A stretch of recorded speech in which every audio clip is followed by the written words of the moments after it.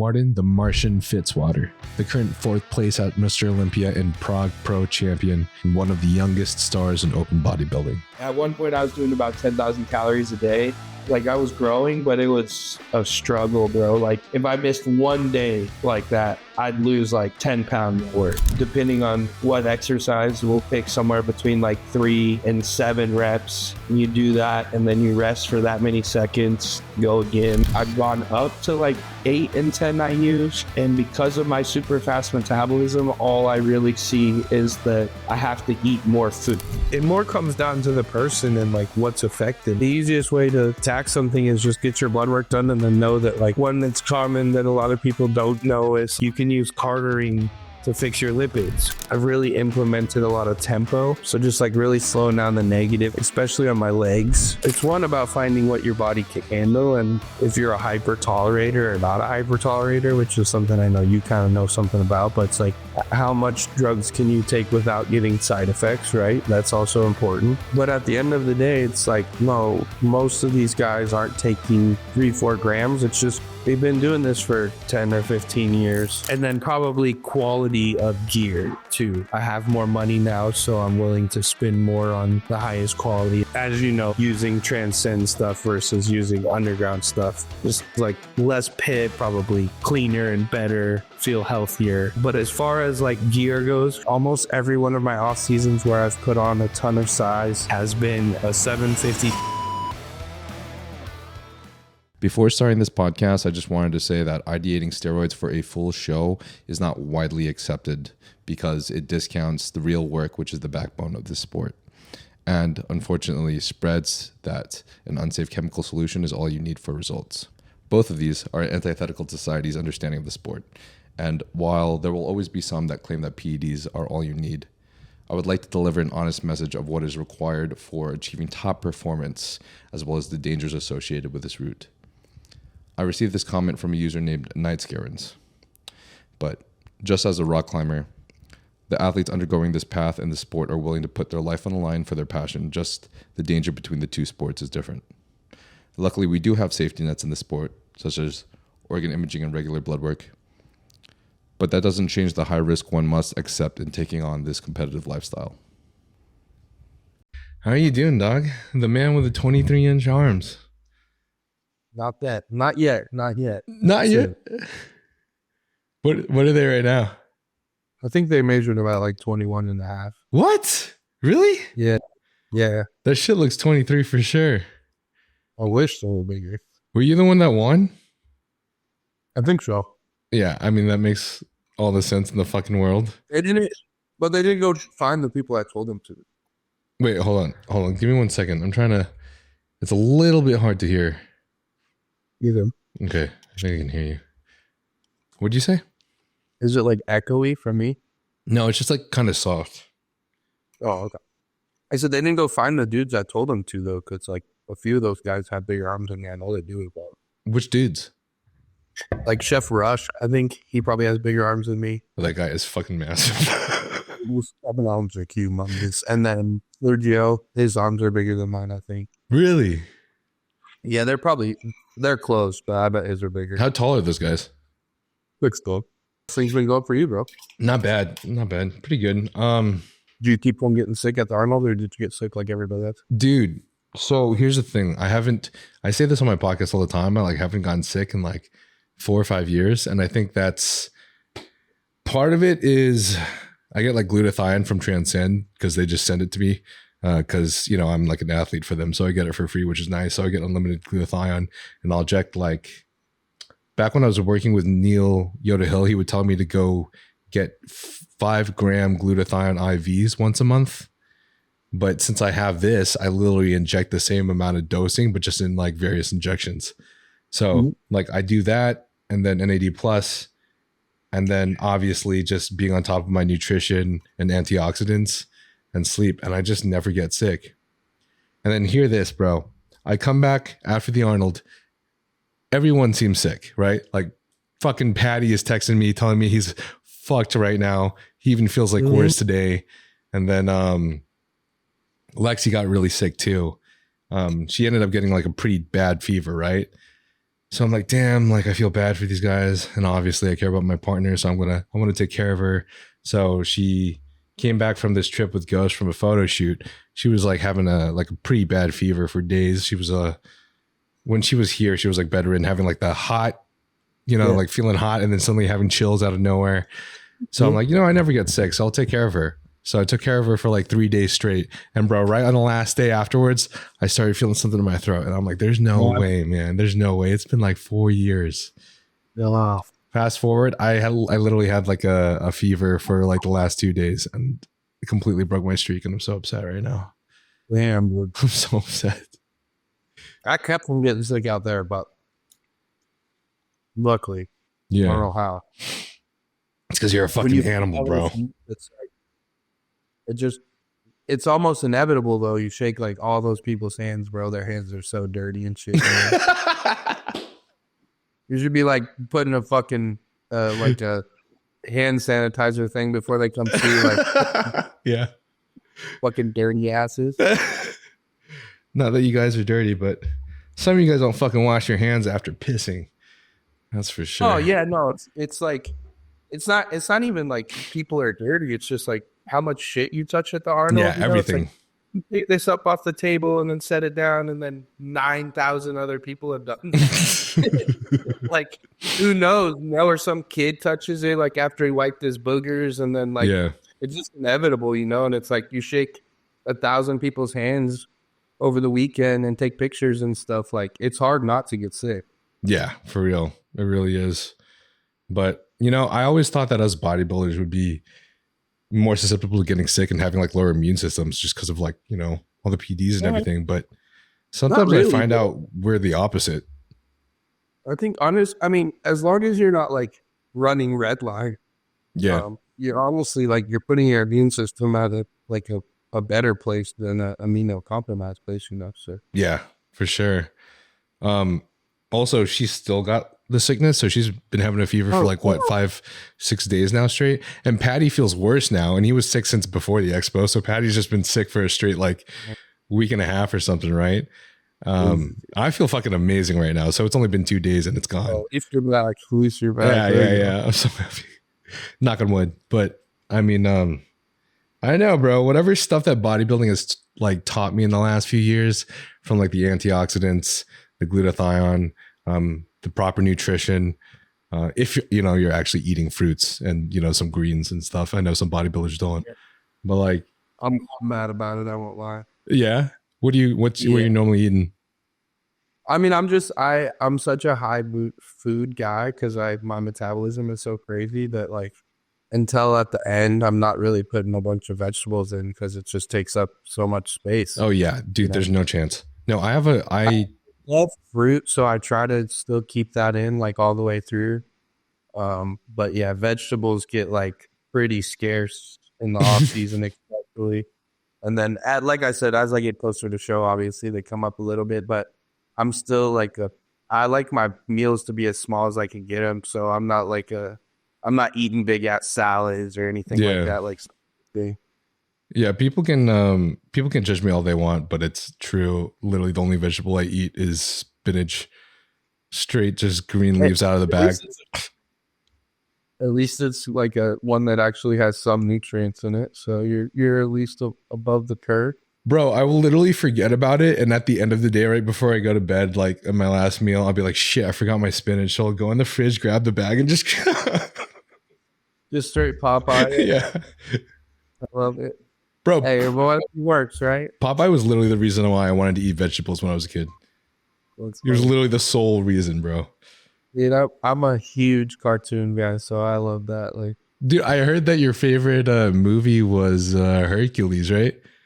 Yeah, yeah. Man, the Disney one, Go the Distance, bro. That's that's still my favorite movie to this day, man. It's the best movie ever made. That's my favorite Disney movie of all time, easily, dude. Just like when he's getting massive and then he's like measuring his biceps to the song and that shit like breaks the fucking. Dude, he's what made me want to be a bodybuilder. So yeah. So how are you feeling right now? You're like 8 weeks out of Pittsburgh right now, right? Yeah, coming up on 8 weeks for like 8.5, I guess, if you will. But yeah, I feel good. I mean, I mean, you followed me for quite some time, so you know, like, I don't really have to diet yet or anything like that. Like, my food is still super high. Mhm. I'm not doing any cardio or anything like that. Like, we moved, and that was literally like too much cardio. So he was Yeah. like feeding me cheat meals and stuff like that Oh, that's over the awesome. Arnold weekend and stuff. But yeah, now things are like leveled back out. I'm in Houston full time. So we moved from Stuart, Florida, out here to the Houston, Texas area. And it's been good, man. The move was obviously tough on the body, you know, and just the whole like 16-hour drive. We did it twice. So that was a little bit brutal. But now it's done. So thankfully that's over and done with. And now we're out in Houston. And kind of like you, we needed to be in an area that's more prompt for business. So more like the LA area or like in the Texas area here. The bodybuilding community is so big that like there's just so much more opportunity for business and to build businesses. Whereas where I was in Stewart, the bodybuilding community is pretty much solely focused around Raw Gym and Chris. And so like building my own gym out there and stuff, I just don't think it would have been super successful. Yeah. And Brett and I want to build our own gym. So we came out here to Houston. He'll be out here eventually. And, work on that, building our own gym, working on some apparel and stuff as well. But yeah, so that's been like the side quest, if you will. Yeah. And then just been training my butt off, man. I'm going from pictures to pictures. I'm up about 20 pounds roughly from last year, about the same weeks out. So we just kind of keep holding. That's fucking crazy, bro. And man, I'm really excited to show people what we did. So I know a lot of people were disappointed that I didn't do the Arnold. And obviously watching it, I was very excited, knowing that I can compete with those guys, but I needed to take the time off, let my body rest. And this rebound did me some service. So I'm very excited to show off the new look. And, yeah, man, like other than that, it's just training's going as good as it possibly can. Sometimes at this point, it's like, do you try to push and get PRs and stuff like that? Or are you just like running risk of reward, you know, because we're at that red line point where every machine is stacked with plates or we're putting gym pins and shit on it. So definitely trying to like weigh that on whether it's worth like trying to get those extra 20 pounds of weight on there for some more reps, or whether we do more reps or another set, something of that nature. So it's kind of it's always a fun spot to be in, you know, this like 8 weeks out spot. It's like you start to look good. You feel you're strong. Food's still decently high. So now we just push it and see what we can really get done. You know what I mean? Mm-hmm. Yeah. When you said, when you mentioned Brett, that was actually, was one of the questions in the Q&A. Someone was asking, where's Brett right now? I guess assuming like, what's going on So there, a lot of people, I know a lot of people were like scared that we were splitting up. Even when I put up like my Q&A for the road trip thing, everybody was like, where's Brett? Where's Brett? But no, he will be coming eventually. You know, I don't want to spill the beans for him. I'll let him kind of announce that to his people when he's ready. But he'll be coming to Texas. Don't worry, we're not splitting the gang though. I know that's a very, very crucial part of my success this last year was having Brett in my corner and him pushing me and kicking my butt every day, as well as I feel that he feels the same way. So we've been doing that, you know, for a long time. I know you've been following for a while, and we've been kicking each other's butts since about 2019, man. Yeah. So we have a good partnership and it works well for us, and we're going to keep riding that wave. So definitely not splitting the gang up. Don't worry. We'll make sure that Brett's out here eventually, probably pretty soon. And if he's not moved soon, we'll definitely have him come out and just stay so that he can push me for a couple weeks. Yeah. Until he does get moved. So don't worry, we'll be back together before you know it. I fucking love that friendship you guys have, man. Honestly. Yeah, man. A lot. Honestly, like, I wouldn't be where I'm at without Brad. That's for sure. And whenever you said, I think earlier you mentioned rebound, was that just a phrase for you in this off season, or did you guys do like a rebound over like a reverse? No, yeah. So honestly, coming straight out, I said rebound, but I honestly didn't even rebound like what people think of, like coming out of a show, pushing for a little while. I actually came out of Prague and shut everything down, went straight into a health phase. We had like Thanksgiving the next week, and just running through the holidays. So my family came down and we went to like Universal Studios. So I took 2 weeks off of training. I went down to like a TRT dose. So I think he had me do 250 a week there. Whereas before I've come off cold turkey before and stuff like that, but my body doesn't respond very well to that. Yeah. Like it won't really level out on its own for a couple weeks. So I just have a major crash. So Austin doesn't really like that for me. So he just puts me on 250 and lets me kind of cruise out of it. Yeah. I would be the same. We did that till after Christmas.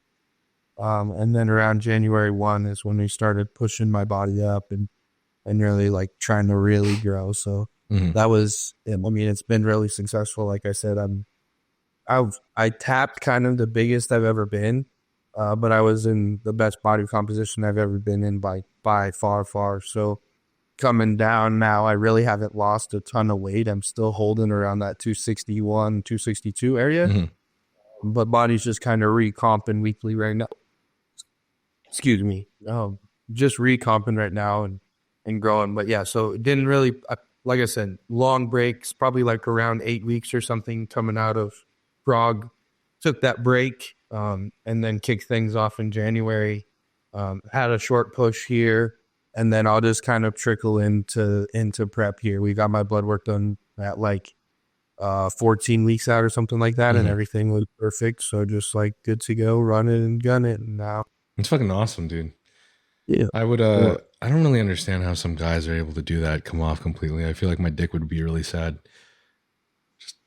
I never had any issues with that. Mine was just like the fatigue and stuff from training, because like I never pulled back from training much either. Yeah. So I would try to train that same crazy way. Right. And then I'm like crippled in bed and for like 10 days and shit. And just like after a week or two, it just starts to wear on you so much. You're like, people are like, you don't do anything. I'm like, I can't do anything. All I can do is sleep because I'm literally crippled and I have no energy. So yeah, I feel that it's always funny to hear about how I think if you like, I don't know if you ever come across more layman normie fitness videos like Greg Doucette videos or anything like that. No way. Yeah, I just find it always interesting wherever I come across those things and people are discussing like how most people don't train hard enough and overtraining is super difficult. But then I feel like I talk to a lot of bodybuilders in this space like you, and I feel like for a lot of us, it's very easy to train more than is optimal for us. You know what I mean? Yeah. Like it's hard to pull back sometimes. Yeah. So, I mean, for me, that thing I would say is like, there might not be overtraining, but there's under eating and under resting, and there has to be balance somewhere, right? Yeah. So like eventually one takes a hit and then the others are going to take a hit because of it. So it's like, if you train too hard and CNS gets smashed, then you don't sleep. You don't sleep, you're not hungry, you don't eat enough, that you can't fuel a training session. So like there is a vicious cycle there somewhere. Now, if it was just training, then no, maybe not. Like your body is incredible at what it can recover from. But you have those other two things have to be absolutely perfect to recover from something. So like one of the things we always talk about, and I think it's kind of under talked about in bodybuilding really, is like we talk about all these genetic components of like, oh, he has round muscle and he has a genetically small hip, so his waist looks small. But like, what about the genetic component of being able to recover? Yeah. Like the elite of the elite, all of us guys are incredible at recovery. Like even on top of PEDs and all those things, like we're all taking PEDs, Yeah. So it's like at some point, like there's still people that have an ability to recover over the other ones. And that's one of the things I think is under talked about is like, I've trained with many other pros, and there's only a few that I think could actually train with me day in and day out and recover from it. Like one session, sure, that doesn't really matter. But like, that's why Brett and I do so well, is because we're able to like absolutely murder each other and call each other the next day and be like, I'm crippled, but I'll be there. And so, you know, it's like some people just can't do that. And that's a ability and a gift in itself, honestly. Yeah, no, for sure. Kind of reminds me too of like susceptibility for injury, how like that differs so with so much like variability across the board. Like, yeah, mine is really low. I get impingements all the time. It's very easy for me. Yeah.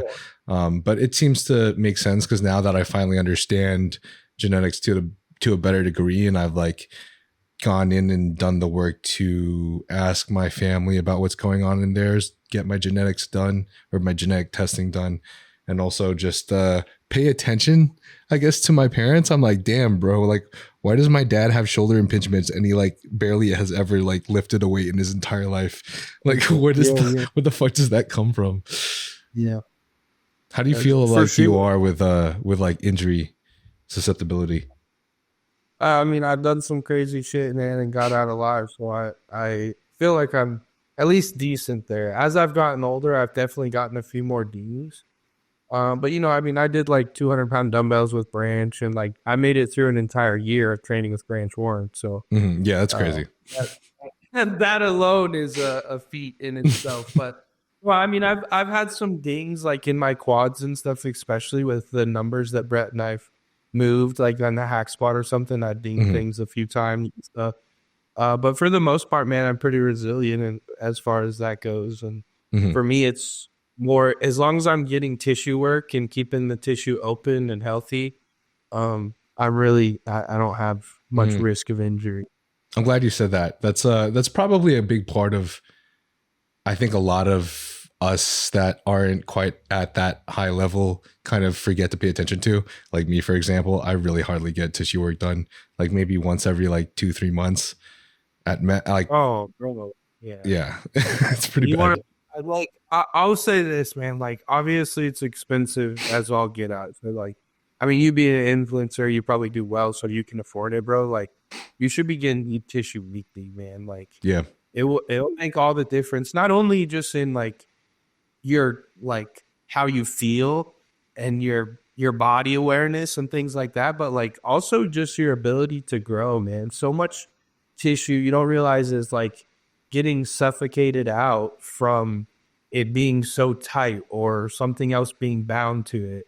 So it's all working as like one piece versus working individually and actually isolating a muscle, you know? So like, I'd say one thing that for me that made a big difference in my legs, and I can send you some pictures later or something, but the jumps that I made from like 2019 to 2020 in my legs especially was just getting tissue work. Like the tissue was just so tight, it literally was restricting it to where it like wasn't able to grow. And then I was doing well enough then in construction to be able to afford finally getting deep tissue work, and my legs finally got opened up and they just exploded, man. So like I would say like if you're at that point where like you're trying to make the next step and you have the money, like that's a huge factor in bodybuilding that so many people, like you said, so many people are neglecting. Yeah.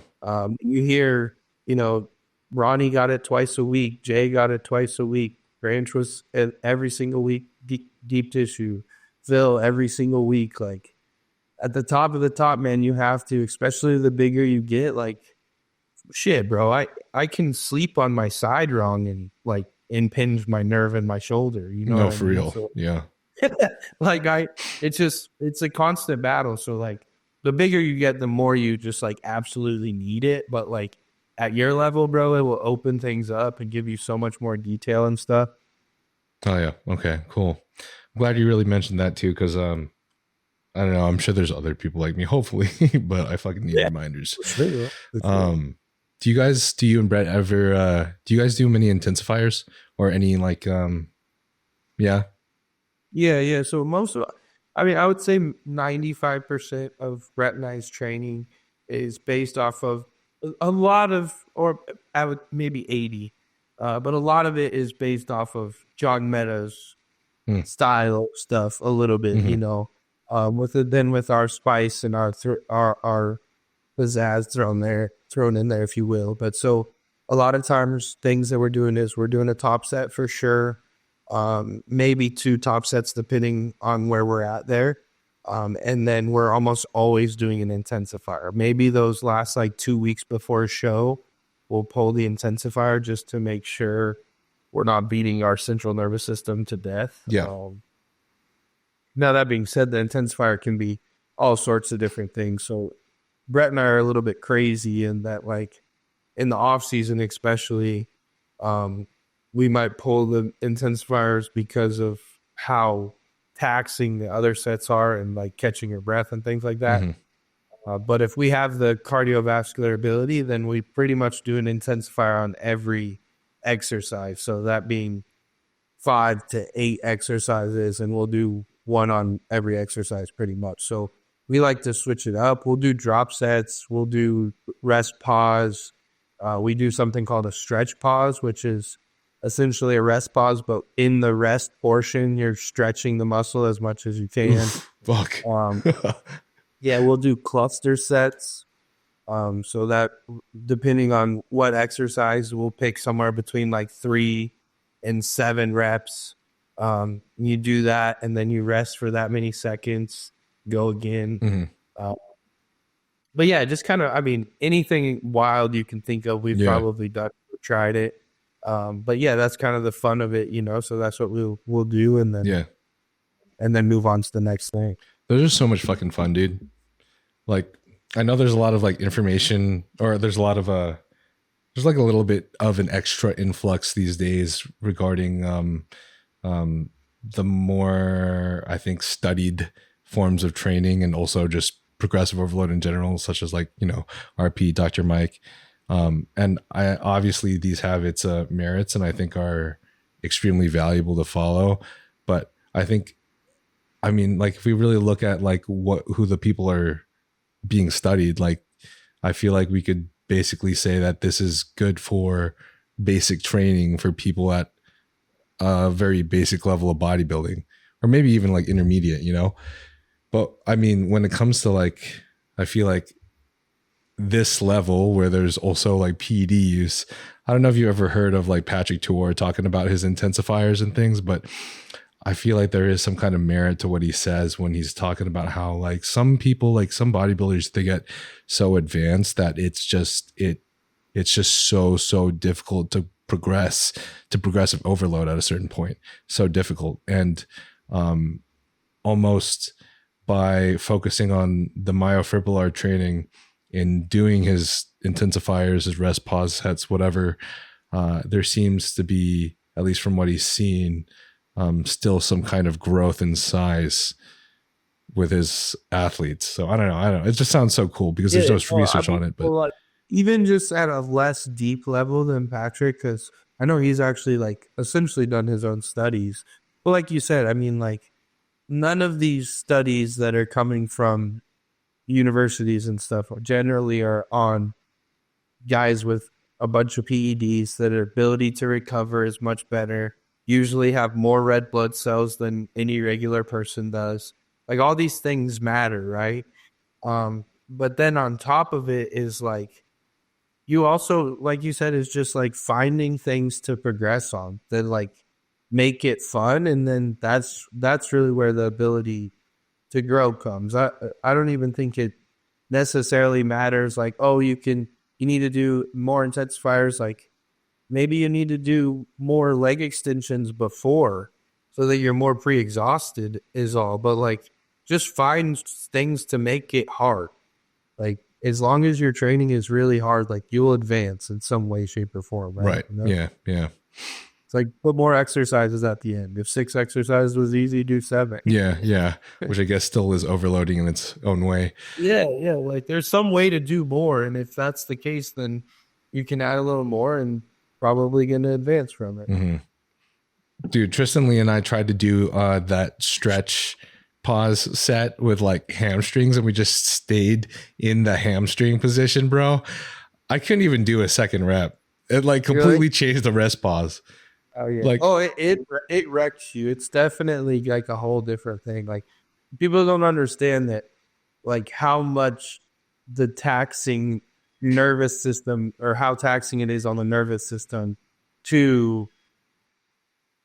Oh, sorry. But how taxing it is on the nervous system to be in a stretch that long and just like holding against the force, you know? Mhm. So like those fibers open up and then the blood occludes in there. It's a whole different ballgame for sure. Yeah. Also, I was just watching Fuad just posted a new episode today about yeah, I don't know if you saw that, with talking about Bob and Nick, and then also doing a Q&A. But one of the Q&As was asking about like bodybuilders that he recommends for coaching aside from like John Jewett. I think the first person he like recommended was, or that he like could think of that he would maybe pick, was you. And he was like, he mentioned that that he feels like you're very, very in tune with like your supplementation and like your gear protocols and everything, which is really dope. Yeah, man. I mean, the thing is like I don't do a lot of coaching anymore just because like I'm solely focused on myself, you know, right? Yeah. But maybe we'll start doing a podcast where I can start getting some more knowledge. But the thing that's really cool is like I went to pharmacy school. Mhm. So a lot of people don't know that. But Was this like, before or after construction? So it was before. So when I first started bodybuilding in 2017, I was actually in pharmacy school. Mhm. 2016. It's so fucking hard, man. It was tough, man. It was very tough. So I was very good at school, man. Like honestly, I was that kid that could never crack a book and still get an A on the test. Nice. So Opposite it me. takes 4 years to get into pharmacy school. I got into pharmacy school in 2. I just took all the prerequisite classes and then like got 90th percentile on the test to get it. Damn, bro. They pretty much couldn't tell me no. So I got into pharmacy school early. I did the first year, and that honestly wasn't bad. It was pretty easy for me as well. And then my second year, we got into like actually learning about pharmacy and drugs and stuff like that. And I loved it, dude. And then we did our internships. And I worked in a pharmacy, and I fucking hated it. I was like, no way, I'm not doing this. Yeah. Worst job ever. So I stepped away from school, and that's when I went to construction. I kind of knew like, hey, I'm going to chase this bodybuilding thing. I can always come back to school if I really like feel like I need to. But I'm going to chase bodybuilding. So I got a full-time job working construction and chased the bodybuilding thing for a couple of years there, and Nice. went for a lean there. Dog, I did the fucking same thing, man. I went to school for engineering, started working for a co-op, and then after I graduated, worked for a year. I fucking hated it, dude. I literally just listened to bodybuilding podcasts while I was at work the entire time, and then waited till like 5 o'clock so I could go to the gym. Dude, I was so bad, bro. I was in the back of pharmacy classes, like watching.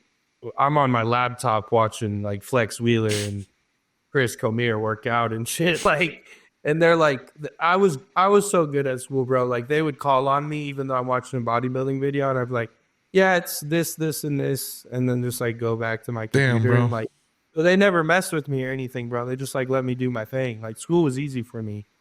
And like when I went in and told them like I'm quitting pharmacy school, like I had teachers that were like, you have to be kidding me. Like half of your class is going to fail out.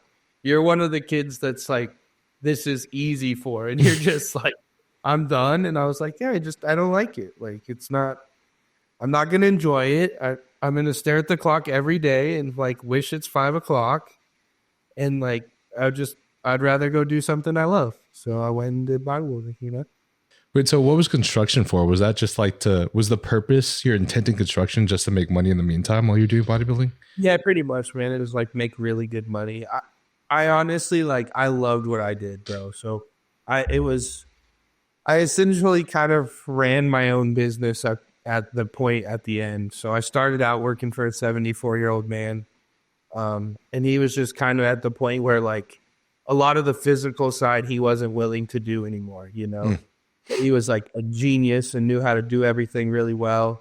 and already had like all this clientele of so much business. So we went into business together. He was like, I'll teach you how to do everything if you like help me do all the physical side of things, and like we'll split things down the middle and I'll take good care of you. So he taught me how to run the construction side of business, as well as, taught me how to do almost everything, from even like smaller electrical and smaller plumbing all the way up to full remodels of bathrooms and kitchens. And we kind of did it all. So like for me, it was also an opportunity to learn a trade that I can use on my own home.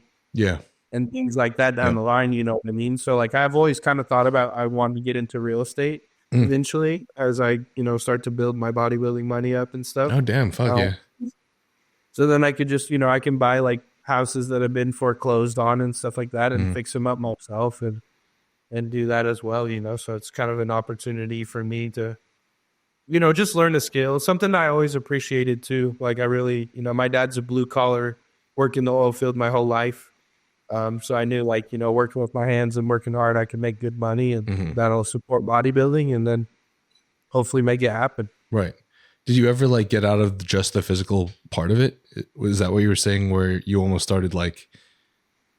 Yeah. I mean, at the end we started to it was him and I, and like we brought in some, another kid that was in college. But we just mostly, I was still doing a lot of the physical side of things, but I got to be more on the business side of things as far as like helping, build quotes and decide what we were going to get paid and, materials and all those type of things. So I learned a lot of the business side that if I ever needed to or fall back on, I could pretty much start my own construction business and go at it if I needed to. Damn, that's fucking sick, dude. My girl's brother just built his own entire house with his shop and everything. So that's next year. My goal is I would like to buy a piece of property here in Houston. And then my goal will be, we'll build our own home. One of my best friends here in Houston owns a big construction company, so they'll do most of it. But the cool thing is like I'll get to be, involved in it all and help with it all. So nice, bro. That's fucking dope. Yeah. Do you feel like working the physical side of construction ever like help you get jacked, or like the opposite? I think there was like, it's like a double-edged sword, right? So like in prep, it was always like kind of a benefit. Yeah. I'm like still eating 800 carbs a day, and because I'm working my ass off, you know what I mean? Yeah.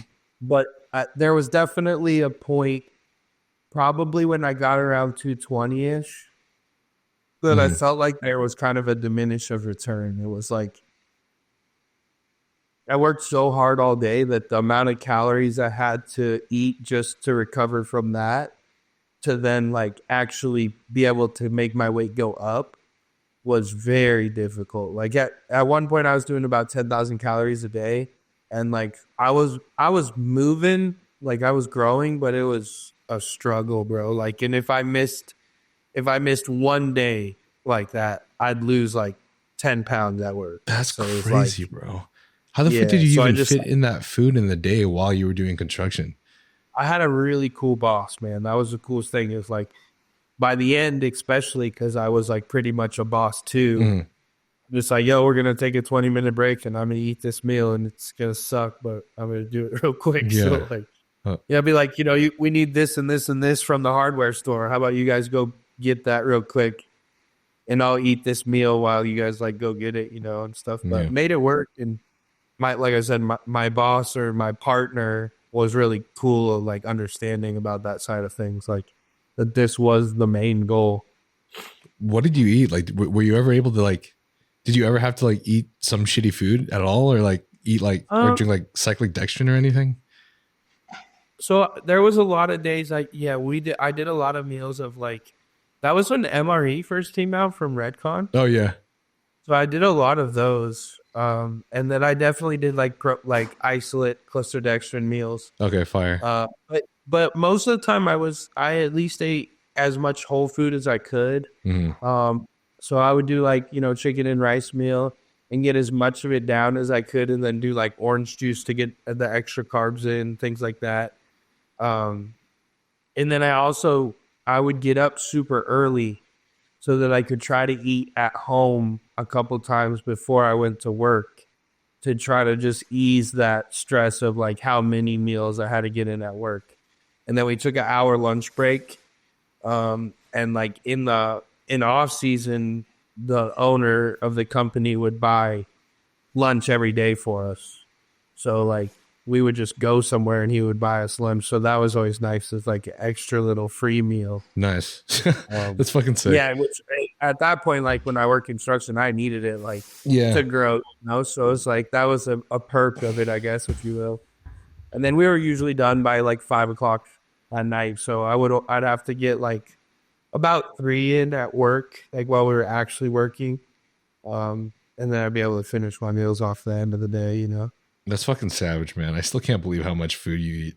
It's fucking crazy, bro. Dude, honestly, like Boss says, you know, it's a blessing and a curse, you know? Even like carving up, it's like sometimes people are like, holy shit, you get to eat so much food. And it's like, yeah, it's cool to a certain point, but like at a certain point, it starts to like stress you because you don't want stomach distension and shit, but you have to eat some food to look good. Right.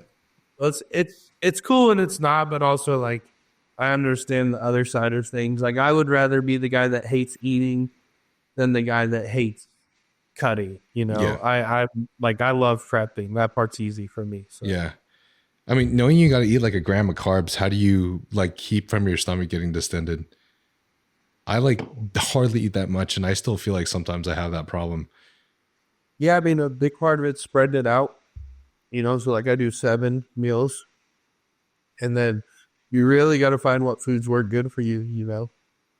Really make sure they're clean and wholesome sources. And like, if you're eating rice, like make sure you're rinsing it and washing it so that it's like real clean. And, you know, cream of rice and stuff like that, like make sure it's the best source, if you will, or white rice. A lot of people eat that, the orange box, and that's actually brown rice. So just know that it digests a little bit slower than like some of the other rice, like Pride Foods or because those are actually white rice. But yeah, and just honestly, just finding foods that work for you. And then like when I'm up with that, like a gram or 1,200 carbs, like usually I'm in the off season, so I will combat that some with like, you know, cluster dextrin before training in your pre-workout, and you know, just trying to get some extra carbs in places like that.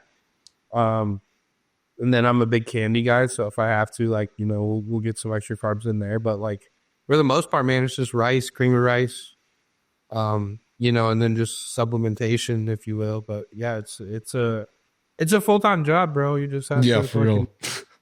And then like other things you can do is like go on small walks between meals and things like that, just to help regulate your blood sugar, get them to a good place. Dude, I love those, man. The 10-minute walk after each meal, blood sugar and digestion. I fucking love it so much, dude. It makes me feel so much better. It's crazy. So there's a lot, like you can do a lot of stuff like that that'll help. But like when I worked construction, I never had to do any of that. You know, I was hungry. Like I made it work most of the time. Now that I'm much more sedentary, it's definitely much more of a job. Like I have to like focus and work on it, you know. By the way, I realized we totally just said a gram of carbs. I think I'm like thinking dosages right now. Bodybuilder brain. Fuck. Do you feel like is there anything else that you feel like you have done or that you like try to implement in order to, I guess, try to keep your waist tight? I don't know if you saw this comment from, oh my God, dude, the bodybuilder brain's going crazy right now. Tyler Mannion. But he was responding to about the badass. Yeah. And then he was mentioning how, like, you know, the open bodybuilders keep their waist tight. Yeah.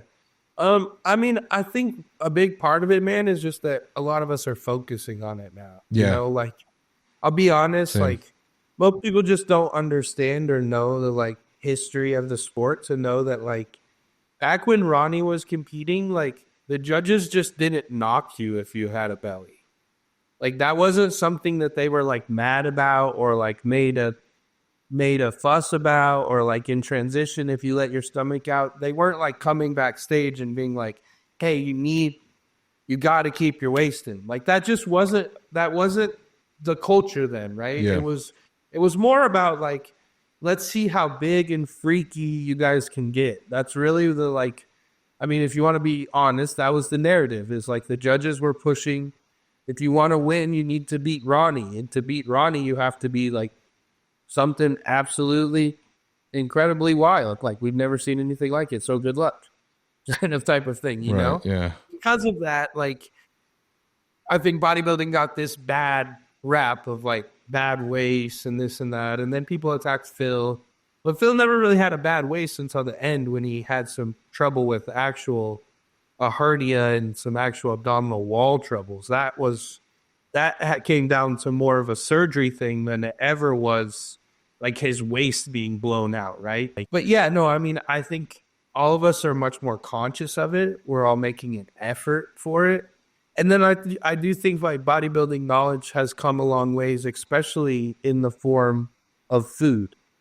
You know, just like people understanding like, yeah, you can actually be allergic to chicken, or you can actually be allergic to eggs. Like I don't eat eggs because I'm allergic to that. Yeah. Like I probably did so much in college that I like literally gave myself a food allergy to eggs, because I ate like 4 meals a day of eggs in college.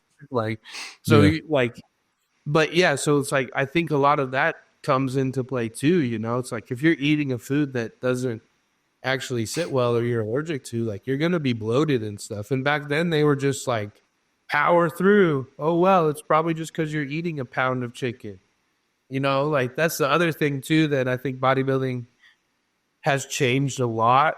And that's one thing I know that's made my waist even better working with Boss, is just understanding that like carbs are protein sparing. So if you're eating a good amount of carbs and you're getting a significant amount of protein, you don't need to be eating 8 ounces of cooked chicken a meal. You know, like I'm closer to like 6, closer to like 5 actually. Mm-hmm.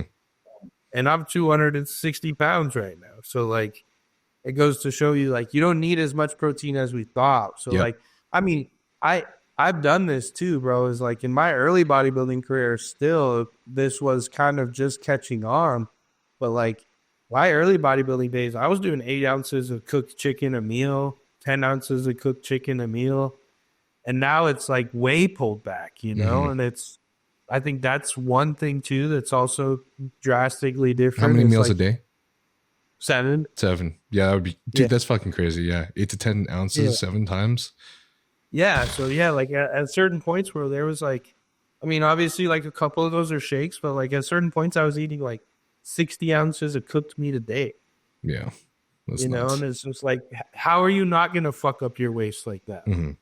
Like, I honestly think I even grew my diastasis a little bit back in those days just from eating that much protein. Like, it doesn't matter. I don't care how many digestive enzymes you take or what. Like, you're going to mess up your stomach like that. You know what I mean? And like now I don't do anything near that, and I don't have near the digestive issues. I don't have heartburn. I don't have any of those issues. So I think that's another thing that's probably drastically different now coming into the open, that is kind of was like forgotten or lost. Right. Yeah, that makes a lot of sense. I think both Stefan and Patrick have mentioned that they feel like they adhere to more like lower protein, which, you know, compared to the normal average person is fucking high as shit, but like still compared to like, you know, classic bodybuilding days or, you know, 10, 20 years ago is a big difference, honestly, like a pretty big difference. So like I think anywhere above 1.5 times your weight, it's just, I think everyone has bloating issues. Yeah, exactly. No, I mean, you can only digest so much protein. You only have so much acid in your stomach, right? So it's like, there's only a certain point, there's a diminish of return. And then like, also, you know, a lot of people used to say like, well, even if not, those calories are better calories than like carbs and fats because they're less likely to be stored as fats. And it's like, Yeah, but if those calories are like completely destroying your stomach and making you a bloated mess, then like, is it really worth it? Like, Right. just eat some carbs. Yeah. No, for real. Real quick, guys. So while I was looking at the YouTube analytics, I actually saw that 85% of you guys that watch this channel are not subscribed. And I want to ask very little of you guys, but if you enjoy this podcast, if you find value in it, then please do me this one favor and subscribe to the channel, because doing so helps me get bigger and greater guests like the guests you are listening to today. Also, this channel is not sponsored, which means only the companies that I work with, which are Young LA and Huge Supplements, are the companies that can help fund this channel by you guys using the code NILE. So code NILE gives you a discount of 15% off of Young LA, and code NILE also gives you a discount of 10% off of Huge Supplements. And if you decide to purchase anything from any of these companies, it will help immensely for me by using my code. And this way, I can travel to other guests and also upgrade in equipment to make this podcast bigger and better for you guys. Do you ever crash after your meals? You know, like eating so much? Shit, no, bro. Right now, with me being as big as I am, I'm like, I sleep most of the day. That's fucking awesome. It sucks, honestly. Like, sometimes I feel like a piece of shit. Like, what can I help with, babe? And she's like, it's okay, just go take your nap like you're going to. I'm like, okay. Like you're going to. Dude, I mean, I bet it's a fucking bodybuilding superpower though. Like I think it's, oh my God, that's so loud.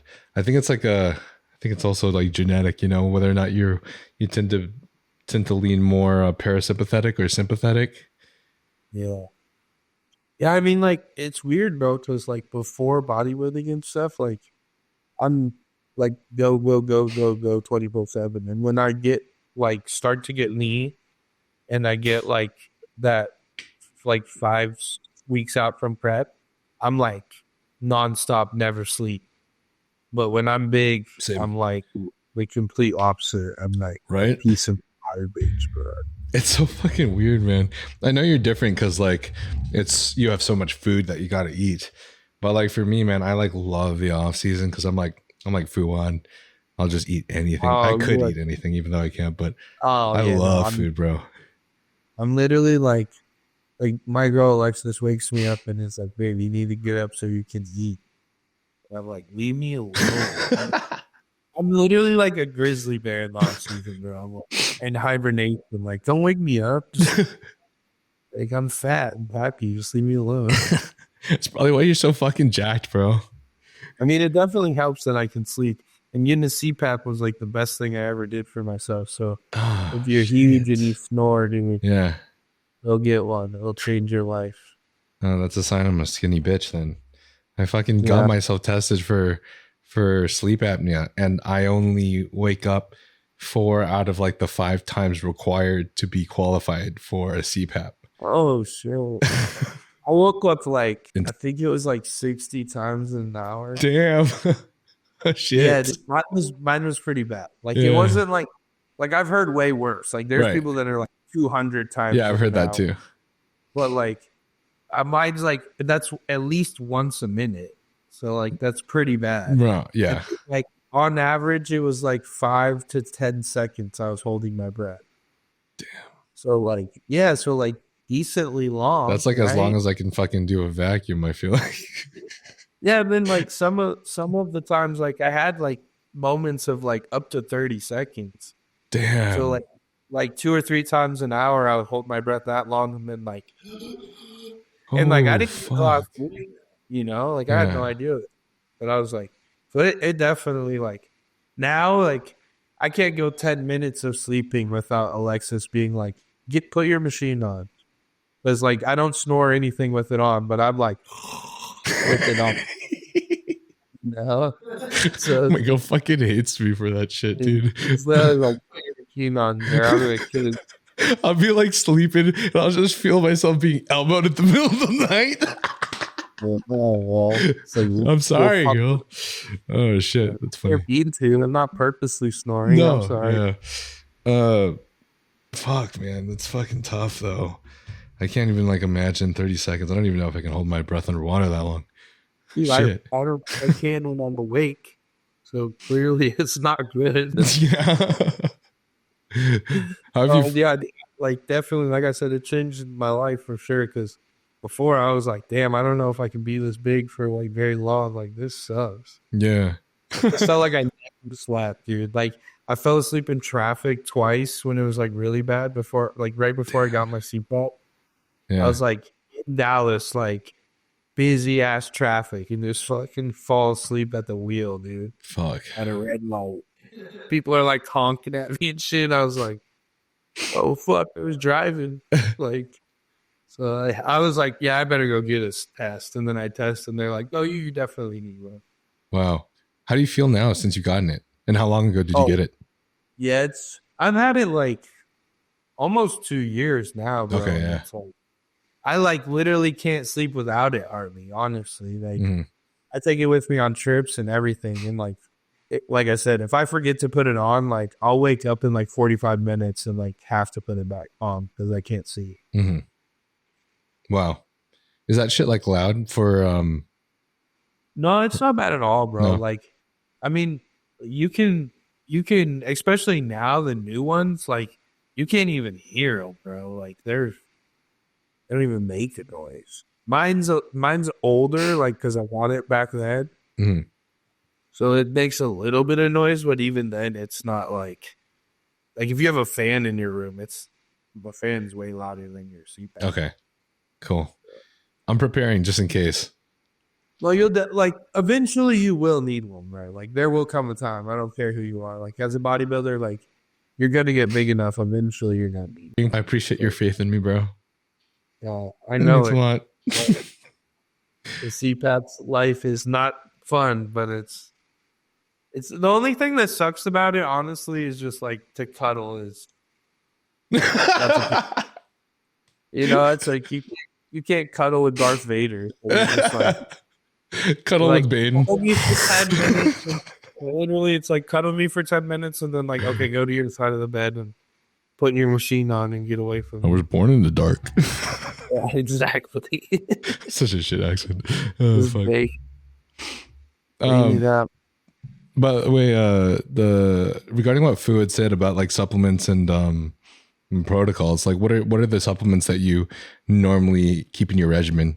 Are these like ancillary type things? Yeah, I mean, like you just like I said, it more comes down to the person and like what's affected, right? So it's like the easiest way to attack something is just get your blood work done and then know that like, okay, we have to fix this, this, and this, and how do we do that? It's like one that's common that a lot of people don't know is like you can use cartering to fix your lipids. Well, like, yes, it's a SARM and it's cool for increasing endurance and it's great for like bodybuilding stuff. But it's also like really good for fixing your lipids. So, I mean, a lot of the knowledge that I know and stuff is very similar to a lot of the stuff Jewett is putting out in his like Jake 3U podcast. It's just like, vitamins and other herbal supplements and stuff that can help with fixing XYZ and blood work, but then also just like understanding drugs to like actual steroids and like how protocols can work and like why they can work and then like knowing like, okay, if you're taking this, it's probably affecting this on your blood work. So it like I said, most of it all comes down to person dependent type of things. Right. And so I can't give you like a blanket statement on most things, but for the most part, man, it's just like it's being hyperactive, right? It's like making sure you're getting your blood work done and checking those things, and then like not ignoring numbers, finding out what you're doing in your diet and how you can fix it there and how you can take XYZ to fix XYZ, things like that. It's like one thing that I do.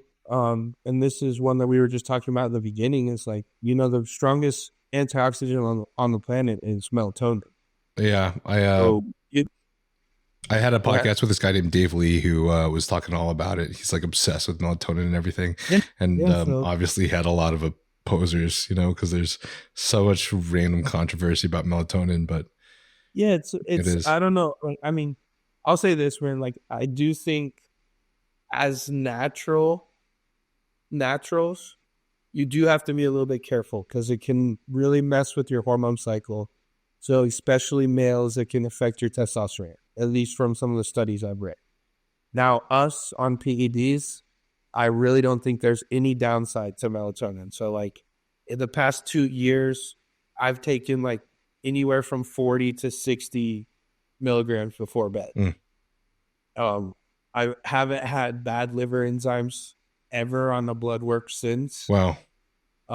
Yeah, so like it's obviously I'm doing the other things too, like NAC, like glutathione, oral BPC, BPC injectable, like lots of other things as well. Yeah. But I do think that is a drastic factor in that is, it's like I said, it's the most powerful antioxidant out there. And like you said, there's people that preach on it's the best thing ever, and there's people that'll come and say it has all these negative side effects if you highly dose it and this and that. But yeah, that's one that I've used. And then just like other things like digestion is huge, man. That's one of the things I know, like I'm sure Fawad talked about too, is like I harp on that 24/7. That make sure you're doing glutamine at least twice a day, 3 times a day, repairing that gut lining, like knowing what foods are going in and out and why they're going in and out. Just the smaller, finer details. It's like bodybuilding is very simple in the grand scheme of things. Like the umbrella of bodybuilding is very simple, right? So eat, free, train, sleep, take some steroids, and like you're gonna grow and improve in some way, shape, or form. But as we get to the top of the pyramid, you have to figure out how to twist the finer knobs and do all those like finer little things. And a lot of that comes down to understanding biochemistry and understanding biomechanics and those type of things, and just like knowing how the human body works, you know, to do those things. And that's a huge reason why Stefan is the best coach on the planet. Yeah. Because like he went to school to be a doctor. So, you know, now he can just take all that knowledge and put it towards bodybuilding. You know, it's even small things like coaches having you take T3 without T4. Like, that makes no sense at all. Like, whatsoever. Like, let's just burn our thyroid up and, like, not understand how the process works or anything like that. You know what I mean? So it's like you should be taking T4 first and then understand that your body converts T4 to T3 naturally and does it on its own as needed. And then, like, if you need to ramp the system up, then you can put a little T3 in with more T4 than T3. Like, there's so many rules to this that just comes from being a doctor. Like, that's not rules of bodybuilding. Like, you can do whatever you want. There's no rules in bodybuilding, right? If you want to take 100 mics of T3, like, please don't. Like, there is people that do that shit, but don't. But that's what I'm saying is, like, just from having that knowledge kind of my pharmacy background and Boss's knowledge of being a doctor was like, that doesn't make sense. Why would you have somebody do that? Why wouldn't you have them do it this way? You know, the way that kind of it was intended to be. And like, obviously there's rules to be broken, right? It's like, they don't, like, insulin was like, it's not made for bodybuilders. It was made for diabetic people. So like, remember that its indicated use isn't how you're going to use it, but you need to know that, like, its indicated use is going to affect you. So like, it shuttles all food. So if you're eating fats, you're going to get fat. You know, like, just little stuff like that. You have to understand those things. Yeah. Right? Yeah. 100%. Yeah. I normally even just recommend something like Armor Thyroid just to make it easier, you know? Yeah. And thyroid. that's a good, I mean, that's almost a better way because it's like, that's actually a prescription and you can get it from Transcend and like it can make everyone's life easier. Right. Yeah. But like that, exactly. It's already put in a pre-regulated ratio of what you should have of those two. So it's a lot easier to get the intended doses. Now I know as a coach, like there's no rules and there's a time and a place for everything. So like there is a time and a place when you do have to mess that ratio up, but someone's behind the, like, knowing those finer details and knowing those on the front end, you can at least mitigate a lot of the damages and, like, not burn someone's thyroid up, or, you know what I mean? Right. Yeah. It's like a lot. Let's be honest. Most of the people coming into this sport are, like, going to leave this sport and do something else eventually. Like, you come into this and, like, you might bodybuild for a while or compete for a while, but, like, not everybody gets the luxury of being pro and having a 20-year career in bodybuilding. So a lot of these people, like, you just want to at least make sure that they leave bodybuilding with, like, their hormones and shit intact. Like, they go into their next part of their life with, like, not having to still take hormones every day and things like that to, like, fix what they messed up for a 5-year stint of having fun competing. You know what I mean? Like, I feel so silly. And it's just like, everybody wants to be a coach with, like, such minimal knowledge. Just like, you did 2 shows and now you want to coach somebody. It's like, at least, you know, learn and understand. And, like, someone like you have a mentor. So, like, if you have a question, you call Kyle up and stuff. Like, that really matters, bro. Like that's how, I mean, even just, like, people dying, you know, it's like, it's because somebody did something so silly in this sport where somebody could have easily gave you knowledge that wouldn't have let that happen.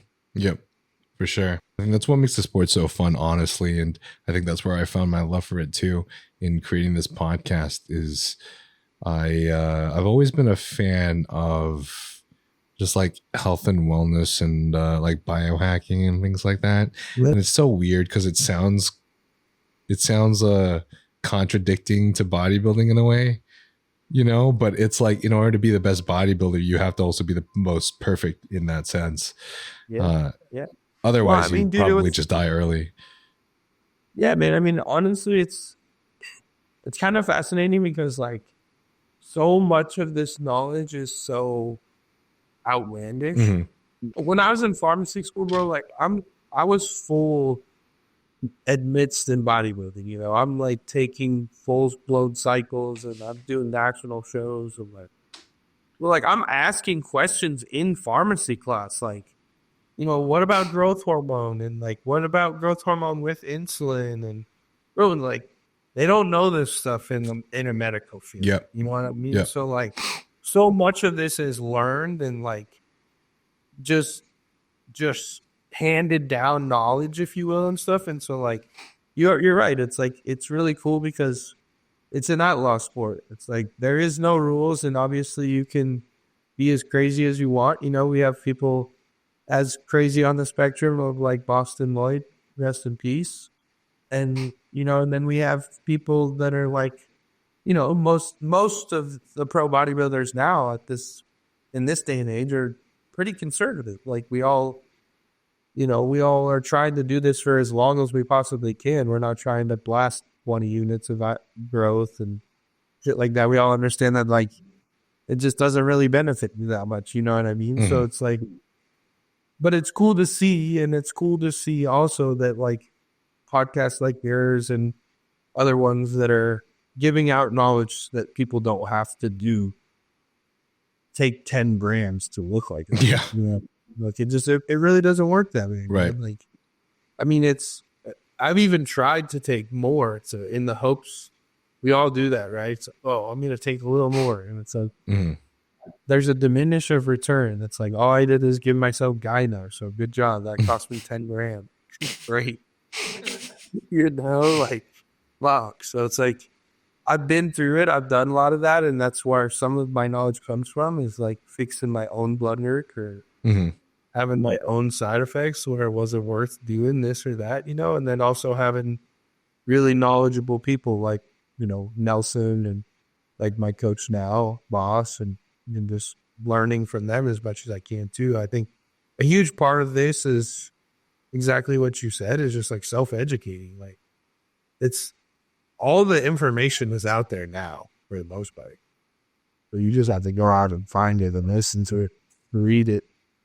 Yeah. Would you say, or I guess what would you say is, because I know a lot of us have had to kind of figure out our own body chemistry, I guess, in doing this sport, and in doing so, we kind of find the perfect ratios or the perfect compounds, or even honestly everything when it comes to all types of protocols, no matter what aspect of bodybuilding. But is there anything that I think you've personally found for yourself that is something important for you to take heed of, and then like that is I guess dictated, say, like your compound selection or something else along that matter? Yeah, man. I mean, so for me, I mean, like, obviously I've found the compounds that work for me, and like, I don't have too many issues with many of them. But I'll say, like, the things that I did have issues with, like, I'll never take DECA again. That was something that, like, honestly, just, it gave me so much, like, down depression. Like, I was the strongest I've ever been in my entire life. But I was also just very blah, had like no emotion. Yeah. Was so very dead inside. And I didn't feel like the reward was worth any of the side effects that were there. I've tried to go above a gram of test, and like every time I just get side effects and no reward over what 750 does for me. If you will. Is there any like kind of feeling or anything that you feel like you get from going over a gram that just you're like, yeah, this is not it? Honestly, for me, it's just like, I know that I'm going to have to take a Arimidex or Aroma, some type of AI to combat it, because either my nipples get puffy, or I'm watery because the estrogen is high, or I'm emotional because the estrogen is high. Yeah. And I can kind of all feel those things now just because I've been doing this so long. I kind of know, like, right, oh, estrogen's high. Like, I need an Arimidex type of thing, if you will. But yeah, like, I just never, like, every time I've tried 2 or 3 times, and like, I never really saw a benefit of going above it. Like, it never did anything for me. And then other than that, man, like, I'm not the guy that's over here like, Tren is so bad, I'll never take Tren. Like, I take that during my preps and I've never had any issues. I think that's person dependent. Yeah. I don't really get anxiety. I don't really get bed sweats. I do get a little bit of insomnia, but that kind of comes dose dependent. Yeah, same. So it's like, as long as I keep it like under like 400 or 500, it doesn't really affect my sleep. If it goes above that, then it's like obviously going to affect my sleep, but that's pretty high anyway. And then other than that, like, I'm bald because of Masteron. So, like, if you want to keep your hair, like, definitely just be in consideration of that, how much DHT you're obviously taking. And then a lot of that too is, again, going to become, it's a very genetic component, right? So like, a lot of guys, like, I mean, Brett's my training partner. Our cycles are very similar, and Brett has a beautiful full head of hair, like hasn't one fucking hair from bodybuilding, and I'm over here bald, but my dad is bald. You know what I mean? So a lot of that's just very genetic component of it. And that was something that I noticed from the first time I started taking masks, like, take a shower and my hair is falling out. Like, oh, well, I guess I'm going to be bald. I kind of knew that was coming. So it's not really a big deal to me. And then outside of that, man, like, I as fun as orals are, I don't think that their benefit is worth their reward. Like, it's just, there's so much negative that comes with them that you really, like, you have to weigh that a lot. Now, if you're somebody that liver doesn't take as much of a beating or can handle stuff really well, then like, you might be able to benefit from it, because obviously they're very potent. They work very well. But just the amount of damage and toll that it takes generally is not going to give you back what you could benefit from by doing something injectable and just taking a little bit more tests or a little bit more EQ or something like that. Yeah. It's like every time I took Anadrol, my blood pressure always gets high. My red blood cells always get a little bit higher there. Liver enzymes go through the roof. And whenever my liver enzymes go up, my appetite gets smashed. So that's something that I really have to take in consideration with any steroid that I take, is how hepatotoxic is it, and how much is it going to affect my liver.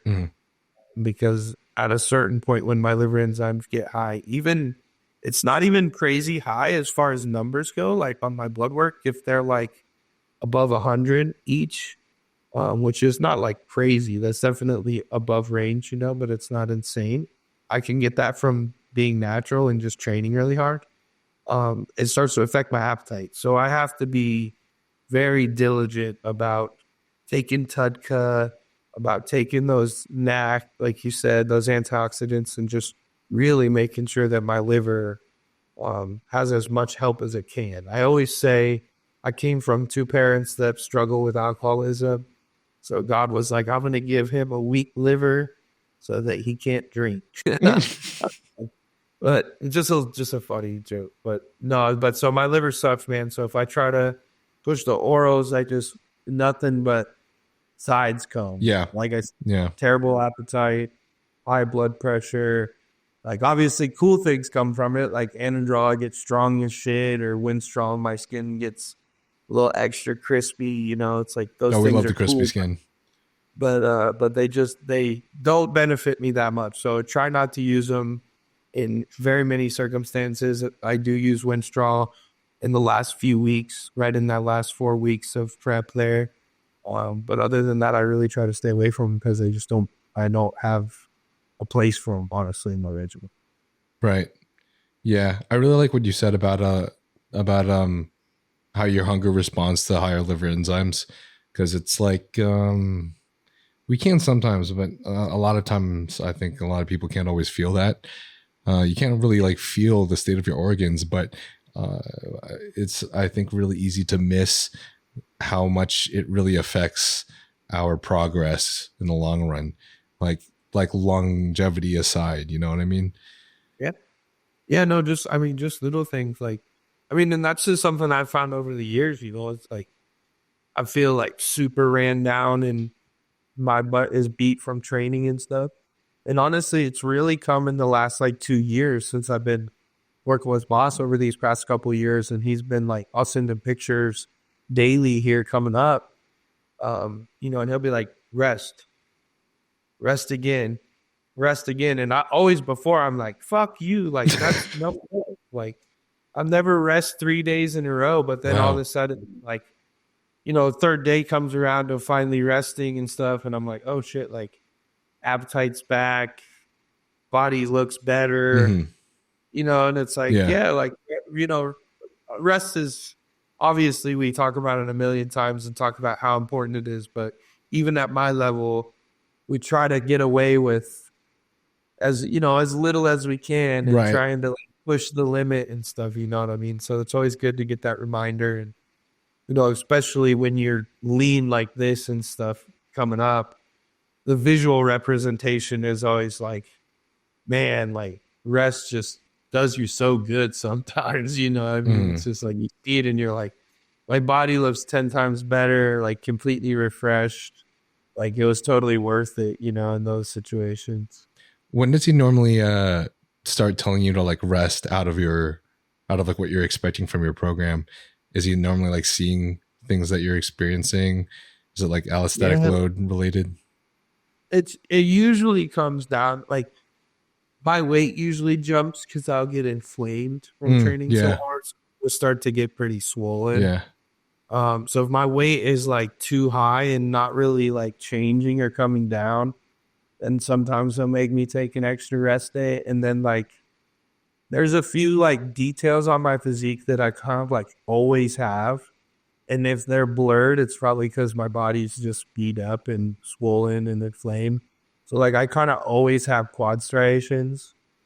And so like if I don't have my quad striations, then it's kind of like, all right, your legs are like, they're beat. You probably need a rest. So it's like, unless you trained legs yesterday, let's take a rest day and like we'll give your legs a little bit of a break.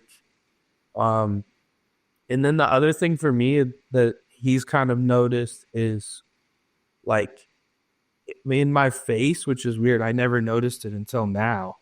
But it's like if I sleep well, I wake up and like have a very like skeleton prep face. And if my sleep sucks, my face is so inflamed. Like my cheeks are fat. And it just like I look like a puffed monster in my face, and like I'll still look like crazy body wise. But he'll be able to like call it and be like, "Oh, I can see you didn't sleep well last night. Like, go back to bed for a little while." You know? That's awesome. Yeah, he's very in tune. You know, Yeah. and, like we're also like super super close, so that helps too. It's like I'm super open with him. Like, yeah, I was up in the middle of the night. I'll text him in the middle of the night, like, "Oh, I'm awake right now. What are you doing?" Because Austria, they're on different time, you know, so he's awake in the middle of the night for me. Yeah. But yeah, so it's, you know, it's just one of those things. He's learned my body now, and just like finding those little things and like being like, yeah, you got to take an extra rest day. Before I never really listened to anyone else, you know, honestly. I never like respected somebody enough to when they said like, you have to not train today, where I was like, okay. You know, it's where's him, like he says it, he calls the shots, man. I listen, and we've seen good things from my body because of it. Because I probably, like you said, there's the overtraining aspect is like, as a normie, maybe not, but when you're this big and you have this much muscle that requires so much food and so much rest and stuff, like there's definitely a diminish of return somewhere. Oh yeah. Especially when you're prepping here, and you know, it's like, one, you lose food as that ability to recover, obviously, because then you're in a deficit. So it's like you have one ability, and if sleep takes a hit, or you do 10 extra sets too many, you have to balance that out somewhere. So you got to rest extra or eat more. Or however you want to do it, right? Bro, by the way, has anyone told you that you freaking look like yoked Tom Hardy? Dude, I've heard that so many times. That's hilarious. Hey, I'll take it. He's Bane.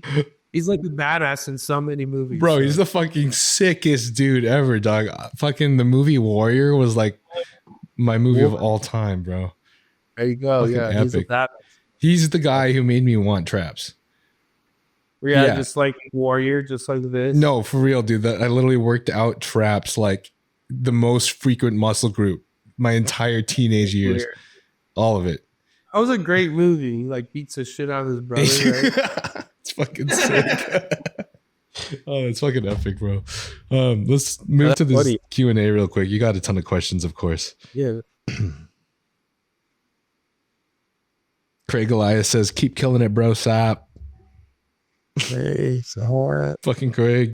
Sarah Amabili asks, well, she has two questions, but I think they kind of relate. So first one was, did your confidence change this past year with the results you had? And if so, how? Yeah, man. This is weird. So like I've always been pretty decently confident, to be honest. But I've never been super confident in nailing it on stage, if that makes sense.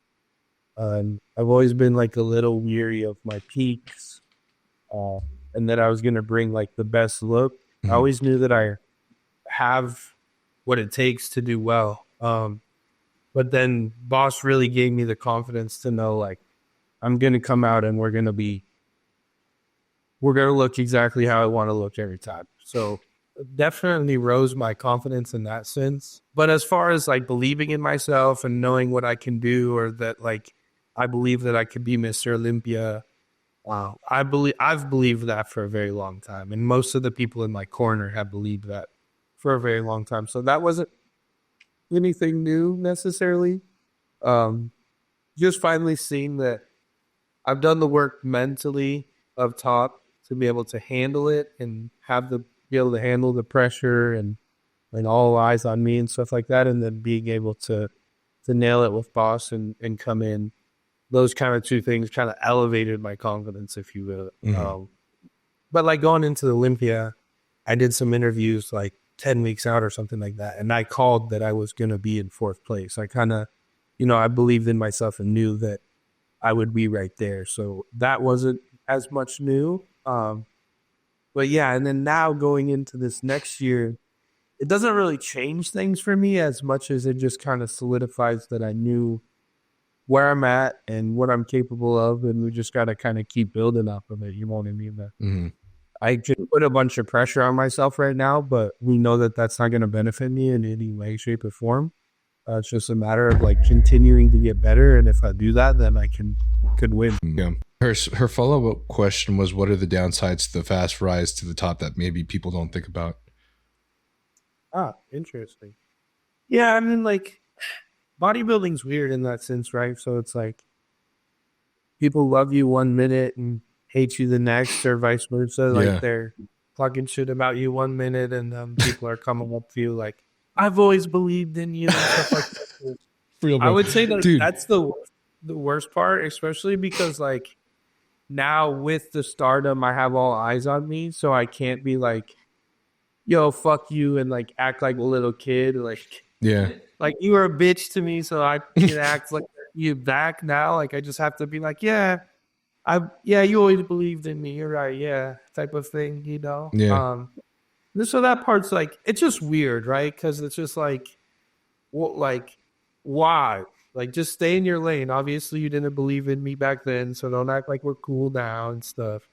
But that's the genuine nature of people in general. And then I feel like bodybuilding is even worse about it. Like, they'll flip-flop on you 5 or 6 times in this sport. Like, they can hate you tomorrow, and then next year you win, and they love you, and then vice versa, So that part I think a lot of people don't think about. And then, like, also just, like, trying to navigate the stardom, if you will. It's bodybuilding is obviously nothing like NFL stardom or anything like that, but like even just being at the Arnold this weekend and like shaking hands and making sure to like meet everybody and give them their moment was just like something new for me, to where like I'm trying to navigate those waters and make sure everybody still gets their time or their handshake.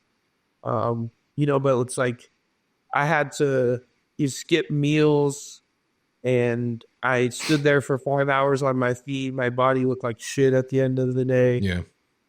So like those were kind of things that like I never really had to take into consideration before this, that I'm like kind of now having to like find what's acceptable and like what are fans, how understanding are fans, I guess, if you will. It's like, if you're done shaking hands at 5 o'clock at the booth, but you still have a line of how many people, like, do you walk away, or like how, like those type of things. There's no book on it, or nobody's kind of giving you direction on that. You just kind of have to find and like weave the waters, if you will. So I'm lucky in the sense that I'm fairly close with Jay and Phil.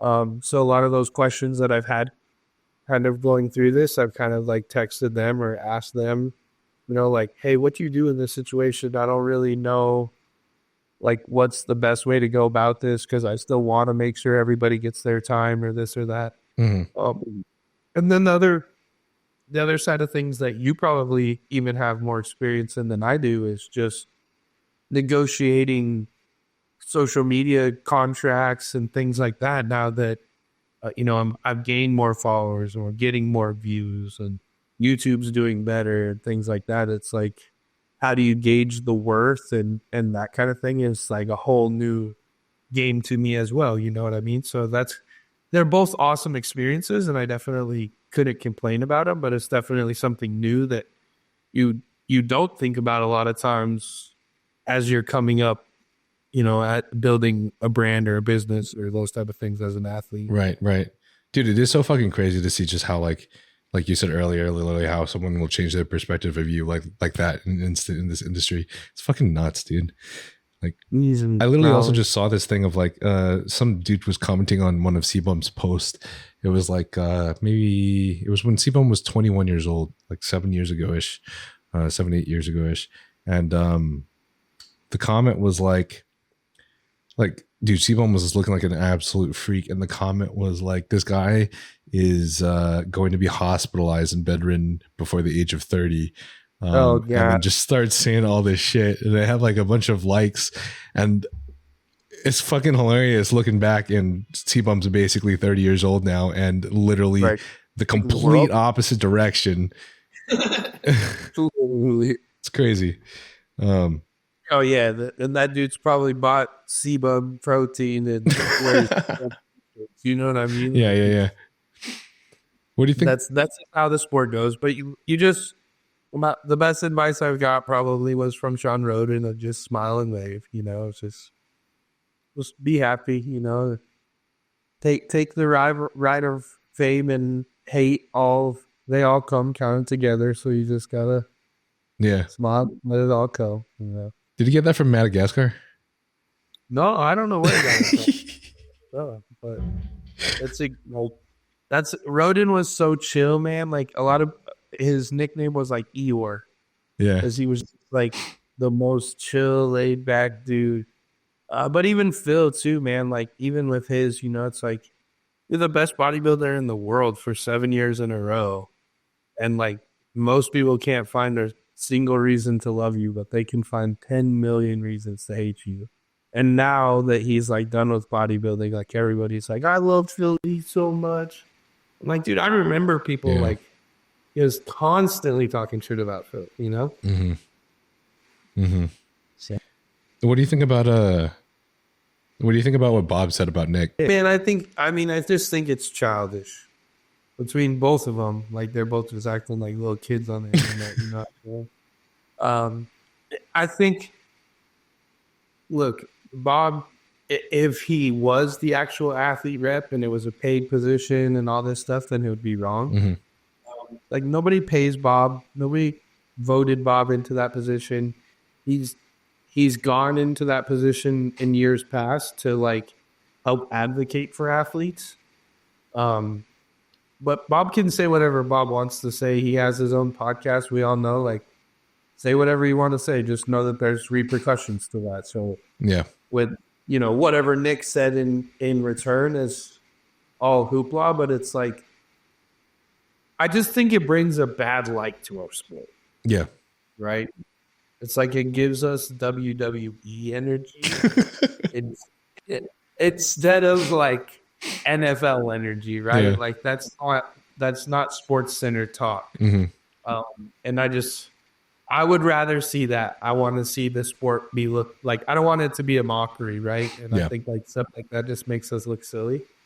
So like, that's a good way to put it. It's just dumb that like that's also the only news that we have to talk about in bodybuilding. Like, you know, it's like, I hate how the channels, like every channel's got to make the same post. Like, did you hear what Bob said? And then like that's the only thing talked about in bodybuilding when it's like, yo, you know, the list for Pittsburgh came out today and like Carrizo's doing it and William Bonak's doing it. Like, that's what people should be talking about, right? But so like I said, I just think it's like so silly. Like, why do they care what Bob Nick said? Yeah. No, I agree with what you said. I think that was a really good way to put it too. About like I would also prefer for the exchanges that are looked at the most to be ones that don't cause the sport to be looked at as a mockery, I guess. Yeah. And it's like I get it, bro. Like I've been on the other end of those. Like I've been the one talking shit and them like blowing it up and making it this big deal and stuff. And it just like I said, it's like it gives so much WWE energy, and that's not what our sport is. Like this is so serious, and like the stuff that we do is so hard. Like we shouldn't be like making the fool or mockery of it, you know? Yeah. They're a little quarrel though. The shit they say. Yeah, no, I mean it's so ridiculous. It's definitely a laugh. It's just like it feels so TMZ, right? I'm like, damn, like there's nothing better in bodybuilding than that right now. That's what we're talking about. But sure.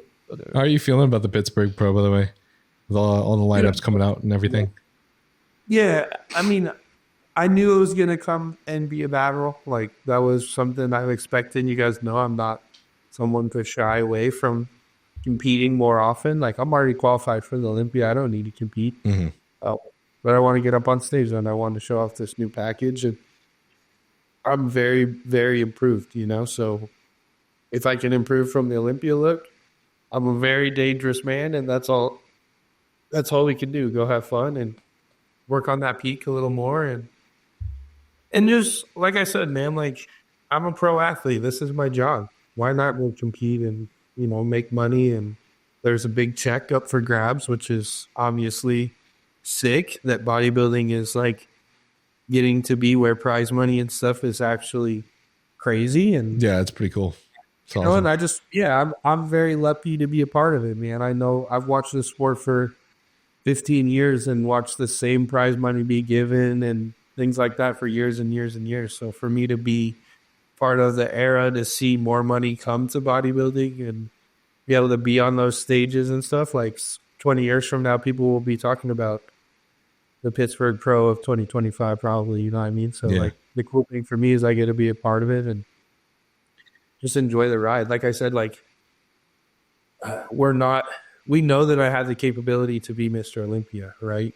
But I'm not like, I have to be Mr. Olympia tomorrow. Like it will come when time is right and my body is ready and my physique is ready. Like I'm doing all the necessary things and making the improvements that they're asking me to make. And eventually we'll put it on stage that hopefully we make that happen, you know, but that's like one thing I really found in my early career that I did to myself and it took a lot of love out of it was I had so much pressure on myself to be successful and do well and this and all.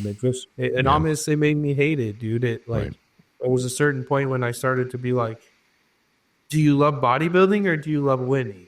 Like, because it seems like all you care about is winning instead of like the process and the like enjoying it and the journey. And like now I'm so much more in tune with just like having fun with my friends, bro. Like I get to train with my best friend every day, as you know.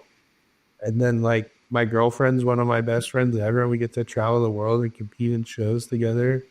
And then my cameraman is my best friend that's fucking makes me look cool on YouTube. And just get to travel and have fun, you know what I mean? Like, what do I got to complain about? Shit. Like I could be getting last place and I'm still living a cool ass life. So the trophies and stuff come with having fun and obviously having the physique and stuff. But I know I put in the work for that. So it's just a matter of time. You know what I mean? Yeah. So it's just, that part's fun, man. And like Pittsburgh will be sick for a few reasons for me. Like one, obviously it's a huge show with lots of big names and stuff, but also won my pro card in Pittsburgh. So like, it's a little bit of like a coming home type of thing. Is like get to compete there again. And the Manions, like I really respect them and love what they do for our sport. And for them to throw this big show just kind of makes it like, yeah, why not go do it and help promote it and make it bigger? I would be guest posing probably at that show anyways. You know, top 5 gets a guest pose there. So I would have been doing that if they wouldn't have had the open show anyway. So why not go compete and put on a show, make it happen? You know? Yeah.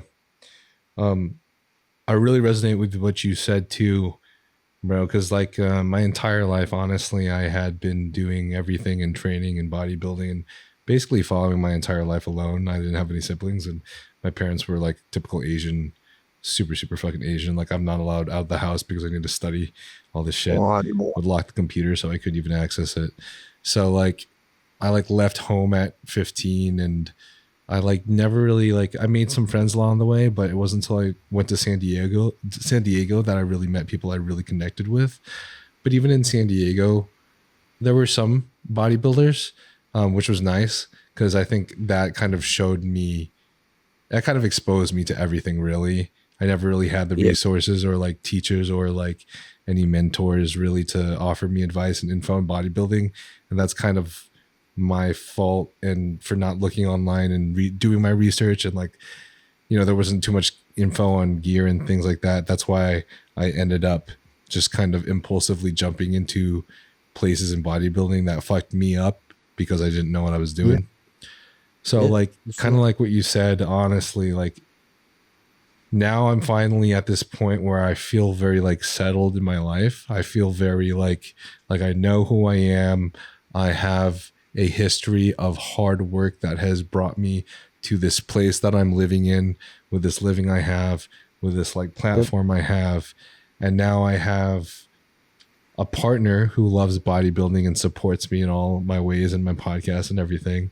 And then I have one of my close friends who will be my videographer at any time and travel with me to help me film things and stuff, where I've like never had that, dude, like ever. And it's such a different kind of peace. Yeah. It feels so fun just to like do this every day now, rather than like having this intense anxiety on like, am I going to win or am I going to fail? Yeah, man. I'm the same way, you know, like I don't have a backup plan, or like I don't have mom and dad to call if like all goes wrong and I don't make enough money. Like, you know, it very much was like, you're on your own, sink or swim, make it happen or don't make it happen. And like you said, it's like I think all of us need a period of time like that too, where you kind of have to put the pressure on yourself and like kind of put the fire on yourself. Like, well, if I'm not winning, then like I'm a failure type of thing. Just to understand that like how much you can push yourself, right? There's some moments probably that you can look back on that you're like, how did I even do all of that? You know, it's like even now I look back and I'm like, how did I work 70 hours a week construction, train 2 hours a day every day, afford everything, and still figure out how to go compete at national level shows and stuff. Even now I'm like, how did I do that? Or like when I worked in the oil field and we worked 70 hours a week, 7 days a week, you know, 7-10s or 7-12s, and I still figured out how to do cardio at 5 a.m. I still figured out how to train at the end of the day. Like, did an online college class all at the same time. And now I'm like, I would never be able to do that again. You figure out, you know, you just like when the pressure is applied, you figure it out, you know? Yeah. But that's the cool thing is like being able to look back on stuff like that you and I have done, and now being able to like say like, well, I've made it in that I don't have to put that pressure on myself now. I know that I'm going to have a good paycheck come in because I've done the work and I built the brand, and I've, you know, like you've done the podcast or whatever that may be. But it's nice to come to that point in your life where you're like, okay, yeah, I've done enough that I know that whatever I decide to do, I can make it happen type of thing, you know? Mm-hmm. If you feel like any of the medications that we spoke about today may benefit you, such as BPC 157, GH secretagogues such as Tesamorelin, IGF1, oxandrolone troche, Semaglutide, then you can obtain these from Transcend HRT, and the link for that will be in the bio. If you feel like you're experiencing symptoms of low testosterone, such as depression, anxiety, lack of motivation, as well as lack of sex drive, then you can get this checked out as well by getting your blood work done at Transcend, and they will provide you expert medical analysis. Transcend HRT has worked with many professional bodybuilders and pro athletes, such as Thor Bjornsson, Phil Heath, and Jeremy Buendia. And if you feel like this podcast has any relevancy to you, I do believe that this clinic will provide of great benefit to you as well. I mean, with how much freaking carbs and shit you're eating, I don't even know if I'd be able to fit that much. I don't even know if I'd be able to fit a fucking ounce of water in my stomach. I think that's why I hate it, is because like it makes me feel more full, and I don't like feeling full. So. Yeah. What about like during peak week? I drink whatever he tells me to, but my water is substantially less than most for like our taper and stuff. Mm-hmm. Like most of his other guys, they start higher and then taper to less. But after my first show with him, he was like, oh, we could, I was like, we can taper water way harder. Like I hate drinking water. I don't drink this much. And he was like, oh, okay. And then that's why I looked way better at me more. Gotcha. Nice. I fucking love that you don't have to do cardio, or at least that much cardio. That's fucking insane. Yeah, and I haven't done any cardio the last 2 years. That's fucking awesome. Yeah. And I was trained so hard, bro. how's your and like your blood pressure and your cholesterol and all of that is just your heart health is okay all the time? Yeah. Damn. Yeah. I have any issues at all here. That's fucking wild, bro. Damn. I mean, like cardiovascularly, my heart still gets an intense workout just from how we train. You know? Yeah. Yeah. We train so intense and doing such like long sets and stuff with like hack squat and stuff like that. So we're still getting the what it needs in that sense. I'm just not taxing it like in the endurance side of things, I guess. Right. Yeah, dude. Like my hit is still like king for my heart rate, but whenever I'm doing like a hard leg day, that heart rate fucking just beats your regular like 120 BPM cardio. Like even if that cardio is 30 minutes, like I'm doing leg day for like an hour and a half, 2 hours, and dude, my heart rate's just fucking the whole time. You have the ability to breathe through and like get your heart rate back down. You know, like that's takes so much like output to try to get your heart rate back down from 200 or something when you're do a crazy set. You know, Yeah. So that's way better in that sense, in my opinion. What's that fucking 8 cardinal? Oh fuck, Sam. Joseba Ibarra. I wonder if I say his name right. I think Fua just said Joseba. Bro, you got to tell us how to say your name right, because I know you gave me shit for saying Fuad's name wrong. I used to say Fuad's name at like Fawad. Like, Oh, really? yeah, like Lord Farquaad. Yeah. And- I mean, like how it's spelled. Yeah, bro. I mean, things are spelled, you know, I feel like things are spelled for a certain way for a reason, you know? You guys should say it like that. It's all right. Yoseba says favorite thing about working with Stefan. I feel like that would be a lot of things. Oh man, I don't know if I could pick like just one thing, but probably just like we're very much on the same wavelength. Sort of, his passion for bodybuilding is so contagious, and like I love bodybuilding so much. So we have the like our coach athlete relationship, but we also have like Martin and Stefan bodybuilding fan relationship. Where like if I'm not in the show, we're like texting like, what do you think about this? And like his shape is this and his structure is this and his condition I feel like is this. So that's kind of cool that we can like have that separate relationship where we're like best friends, but then like as a coach athlete, like whatever he says goes type of thing pretty much for me. He's fucking hilarious.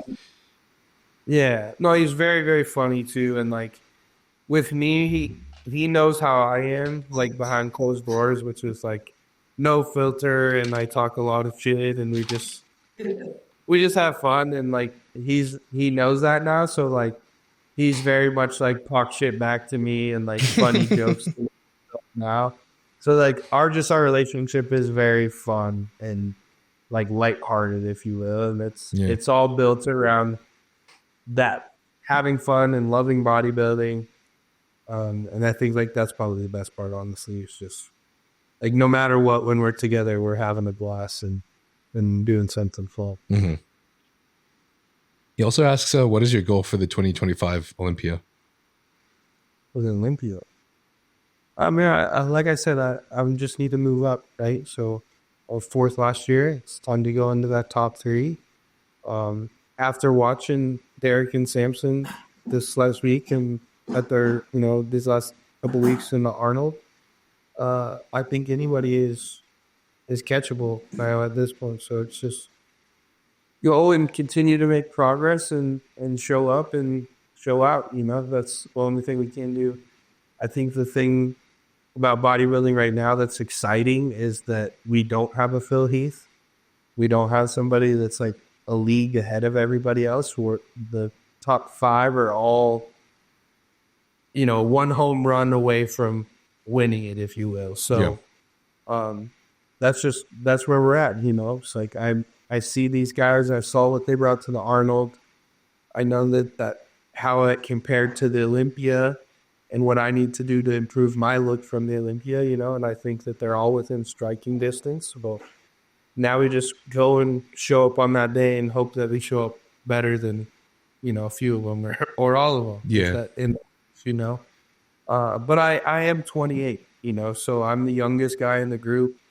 And I still know that in the back of my head is like, I have time and I still can improve a lot. A lot of guys always say like, when you hit 30, you hit muscle maturity. So who knows, you know, maybe I'm still get some hardness and some different look on my muscle that I didn't have before coming up. And like I said, just keep improving, man. Yeah. Like, I know that I can move up. I know that I can beat one of those guys that beat me last year. And we just have to do that. Man, that's a lot of that comes down to game day.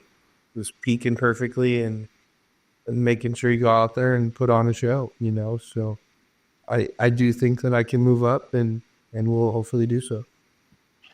I can't wait to see it, bro. You're gonna look fucking filthy, dude.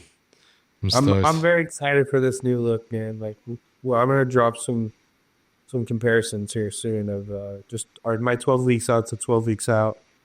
But yeah, like I said, 20 pounds bigger, same condition, and just very improved in the spots that they asked me to improve, as well as now as I'm coming down, I think I can improve more in those spots, just mobility wise. Yeah. So it'll be real exciting to see what it comes out. 20 pounds is fucking crazy, man. That's insane.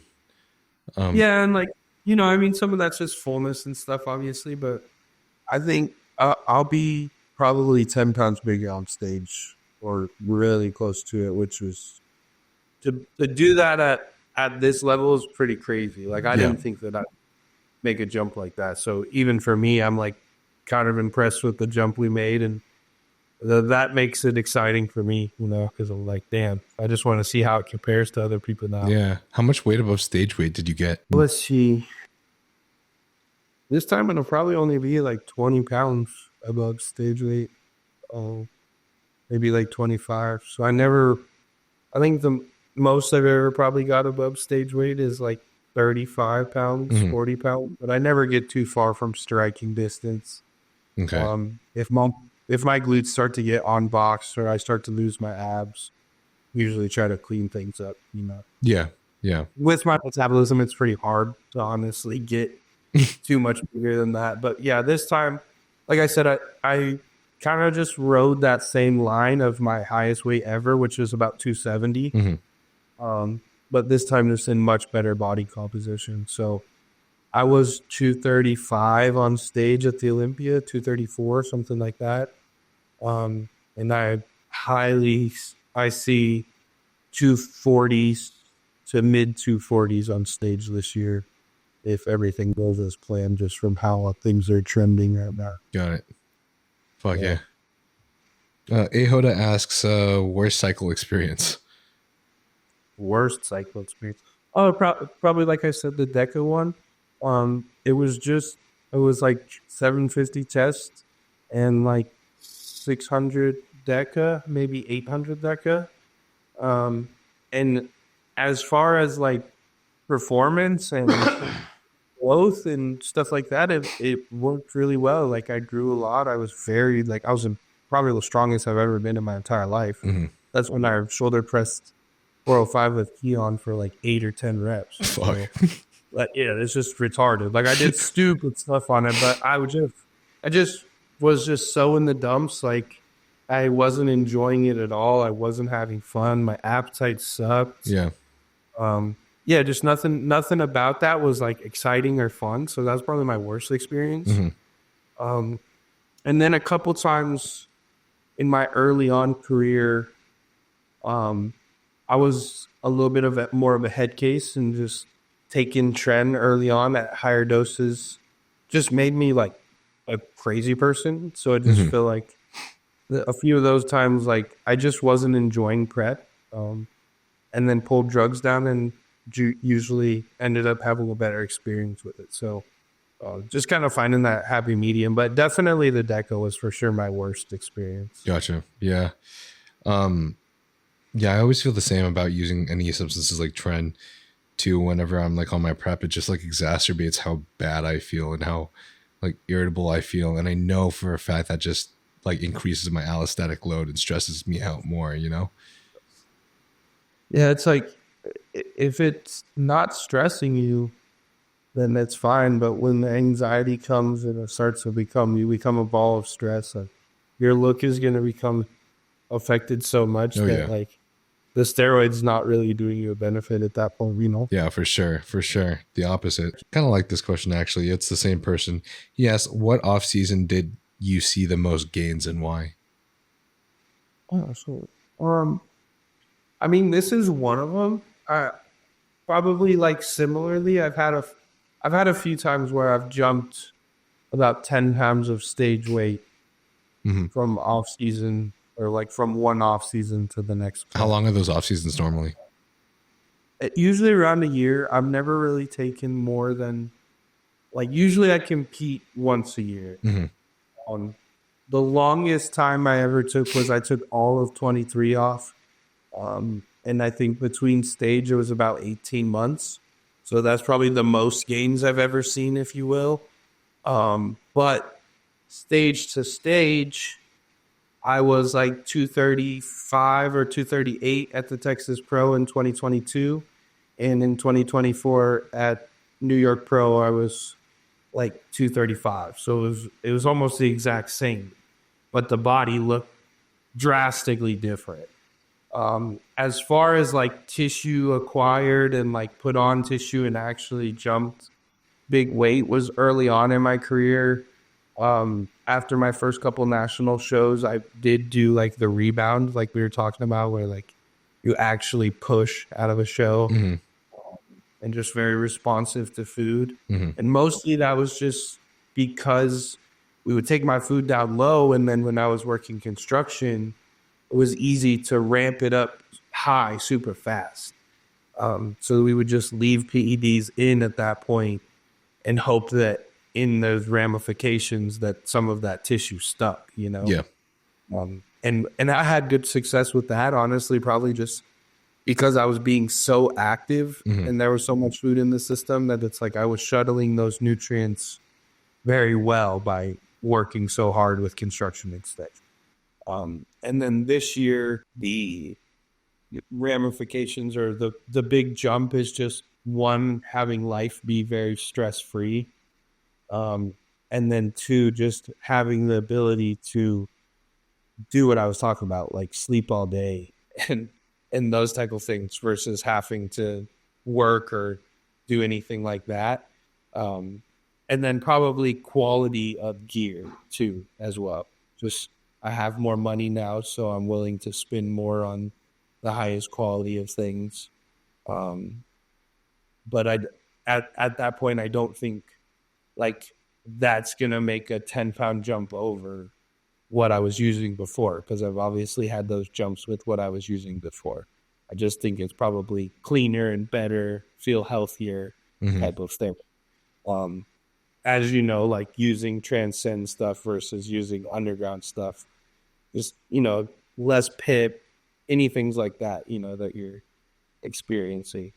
But as far as like gear goes, because I know a lot of these questions that get kind of asked towards that stuff, almost every one of my off seasons where I've put on a ton of size has been a 750 test base. It's been a 600 or an 800 EQ base. And then growth hormone somewhere between 4 and 6 IUs. I've gone up to like 8 and 10 IUs. And because of my super fast metabolism, all I really see is that I have to eat more food. But it doesn't really benefit me that much, you know, just because then it starts to become a battle of like, can I get in the amount of food I need to combat the blood sugar effects and stuff of growth hormone at that point. So that's kind of always been the base for me. I've, you know, a few of those off seasons, I've done things like I said, like threw Anadrol for a period of time, like 4 or 6 weeks. But after a very short period of time, it affects my liver enzymes. So then after I get shot and it has to get pulled. And then training wise, man, like I've never really done anything different. Like we kind of just do the same. I've been doing the same stuff for 10 years now. It's just like run the hard and heavy stuff as hard and heavy as you can. And when it gets easy, figure out how to make it harder, you know? Whether like, you know, something now I would say is like, I've really implemented a lot of tempo. So just like really slowing down the negative on things, especially on my legs, just because my legs have gotten so strong that the load I can move, you know, hopefully I can at least pull it back some if I'm using tempo and things like that, and being able to control it a little bit more. Yeah. And just take some of that brutal shear force off of the joint. Right. Yeah. But yeah, as far as what made those jumps, honestly, is the biggest jumps I made is just when life was as stress-free as it could be. There it is again. You know, like as stupid as that sounds, like that's the miracle drug that everyone's looking for. For real. That like people are like, oh my God, what did you do? It's like, no, I'm just like in those periods of time, my life was very stress-free, whether that was financially or physically or whatever that may be, you know, whether it's, you know, I wasn't working construction anymore. So I got a big jump in 2020 when I quit working construction because my body wasn't so stressed from physical work. Yeah. You know, I had another big jump in like 22 was because I started to make decent money from social media and stuff finally at that point, to where that was less of a stressor. You know, and then like this last year is like just finally having like my whole circle, you know, it's like, and then those other things too, you know, it's like now I don't have financial stress because social media I do very well, and we have good companies that take great care of us. You know, at home I have a wonderful girlfriend that makes my life super easy here, so I have no stress here. And then like training wise and stuff, I have, you know, a partner that pushes me to my absolute limit, so I know I'm working my absolute hardest there, and I have a coach that can call every shot, and I don't really have to stress there, you know what I mean? So this last year has probably been the most stress-free I've ever been, and I just get to have fun. It feels like playing high school football or something again, you know what I mean? That's fucking just epic. Like, yeah, just like having fun and like having no worries, you know what I mean? It's like a lot of the kids at the Arnold ask me, like, teenage boys, like, what's your advice? And I'm like, dude, you're in high school, like mom and dad are paying the grocery bill, like eat as much as you can, have as much fun as you can, and like train as hard as you can. Like you got it made right now, bro. You got no stress. you know issues. Like your hardest thing in life is like making sure your report card's good and like shit, bro. You know what I mean? You know what I mean? For the most part, there's obviously kids out there that have like a different life at home, but for the most part, you know what I mean? It's like your biggest stress is like you don't have to pay groceries or rent or anything like that, so just enjoy it and have fun, and like that's kind of where I'm at. Yeah. Again, you know, it's like I would just get to be the kid that loves bodybuilding and chasing my dream and having fun, and like I'm getting to watch my dream like hopefully come to fruition, you know what I mean? So yeah. How can I complain about that? And that, I think that part right there is why the success has come in a like overnight, if you will. But right. It's like I'm just having fun again, bro. I'm like, I have no stress, I have no issues. I'm not like, even this stuff like people are asking me like, what about Nick talking all this crap? I'm like, bro, Nick's thinking about me. I don't care about Nick. Whatever Nick says, good for Nick. Like, I'm gonna bring the best physique I've ever brought. That's cool to me. No, like, absolutely right. You know what I mean? So it's like it's just so different. Like in years prior, dude, like my headspace was so different. Like I'm gonna beat that, you know. And it's just like that. No, like I'll win. That's the goal. I'm going there to win. But I'm just having a blast doing it, bro. Mm-hmm. Like I get to wake up and live my dream every day, bro. Yeah. It's like, if I know a lot of people, like, you wanted to be a NFL football player, right? Or whatever. Like, I had that dream too. I was going to go to the NFL and be a running back and this and that. But this was also a dream of mine from the time I was a little kid. So for me to be able to say, I am this is so cool, man. Like, I had posters of Phil and Jay and shit on my wall as a little kid, you know what I Yeah. mean? So it's crazy. Like, they're like my bros. Like, I have their cell phone numbers and stuff. You know what I mean? Like, Yeah. how's that? I'm a lucky dude. Yeah. Now we're gonna have posters of the Martian. Yeah, hopefully, bro. That's the plan. That's the plan. It's a champ mentality, bro. That thanks for saying that, by the way. It's another reminder to me, and my little like self mantra / reminder that I have for myself is like every morning that I wake up now, other than practicing gratitude, which is something that I've had for a while, is also reminding myself to like just relax. It's weird. It's like I literally have to like actively remind myself to just relax and enjoy it, you know? Because yeah, man, I think so many people need to do that, man. And that's something that I've kind of done myself in the last like 2 years, was just like, let's, step back for a minute and like look at what we're so privileged most of the time. Obviously, there's moments in life when you get to look at it and it's like, damn, the whole world's coming down on me. And in those moments you get to have a pity party and feel that way, right? But for the most part, you can like step back and in hindsight look at what's going on, and like, we're pretty privileged, man. Like, we live really cool lives, and like, for me to get to say that I'm a pro athlete, like, that's the coolest thing ever. Like kids look up to me or want to be me or use my code, any of that stuff, man. Like, that's so cool to me, because like we talked about, is like, I could be working 70 hours of construction, or like, my dad's still a blue collar worker that works his ass off every single day. You know what I mean? I'm just lucky. Like, I don't have to do that. I'm very privileged. And because of that, I get to do this, which is like, what? This is such a cool job, bro. This is the fucking sickest thing ever. yeah. My job was going to the gym. How is that? Like, it doesn't even like, you know what I mean? So Yeah. stuff in it, but it's sometimes it's hard to look at it and feel privileged until you really like put it into perspective. You know what I mean? So Right. you're doing things that you always wanted to do, and supporting a family and stuff off of what was a hope and dream at one point or something. Yeah, for real. That exact reason is why I literally like remind myself every morning, like, goddamn, I'm fucking blessed.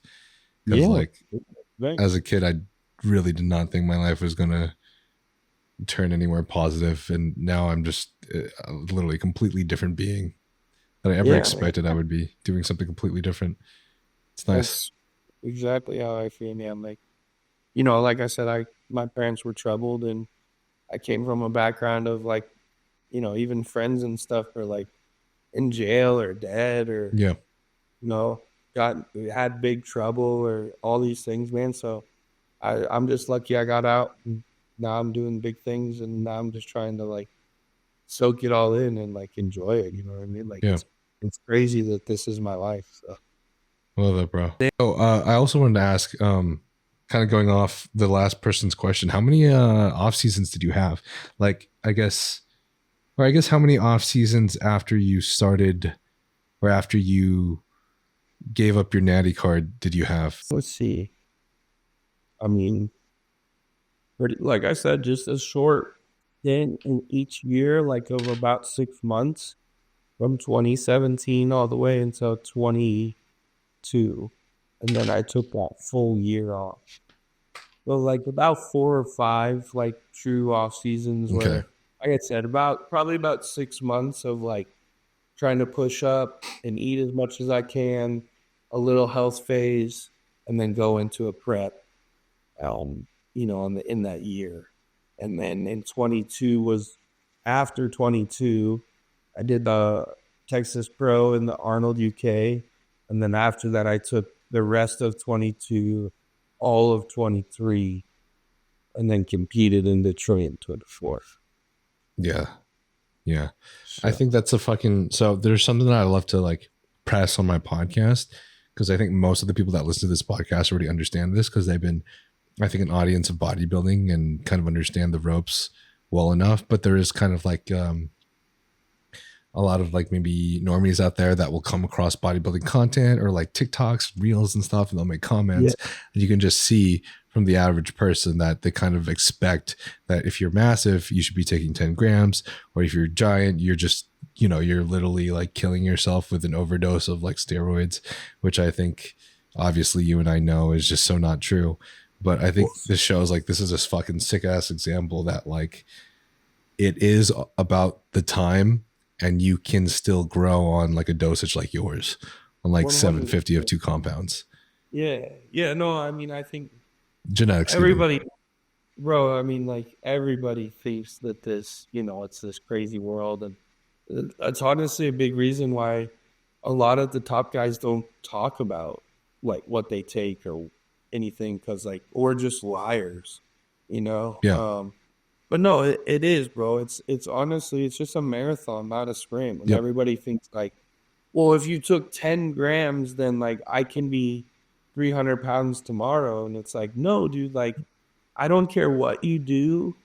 Like you could do as much steroids as you want. You can do the Rich Piana bigger by the day and take everything under the sun, bro. There's just a certain point, like you're not going to get bigger. You might gain water weight and water retention and things like that. But as soon as you come off those compounds, all of that water weight and tissue that you thought you put on is going away. Mm-hmm. But it's just time, it's food, and it's training, man. And like you can't replace food with like, oh, I'm going to take an extra gram of test. It's like, no, if you're not eating the necessary food that you need to be in the surplus to be able to put on weight, then like, who cares about the extra test that you're taking or something, right? So the biggest thing there is like most of us over time, one, also realized we were probably taking more than we needed to at one point in our career, because like I was talking about early on, is like the diminished return of if liver enzymes go up, appetite is down, can't eat as much, or sleep diminishing returns of some drug causes you to not be able to sleep. So it's just like it's one about finding what your body can handle, and if you're a hyper tolerator or not a hyper tolerator, which is something I know you kind of know something about, but it's like, how much drugs can you take without getting side effects, right? That's also important. Mm-hmm. But at the end of the day, it's like, no, most of these guys aren't taking 3-4 grams. It's just they've been doing this for 10 or 15 years and, you know, continuously have put in the work that needs to be done and eaten the amount of food that needs to be eaten for years and years and years.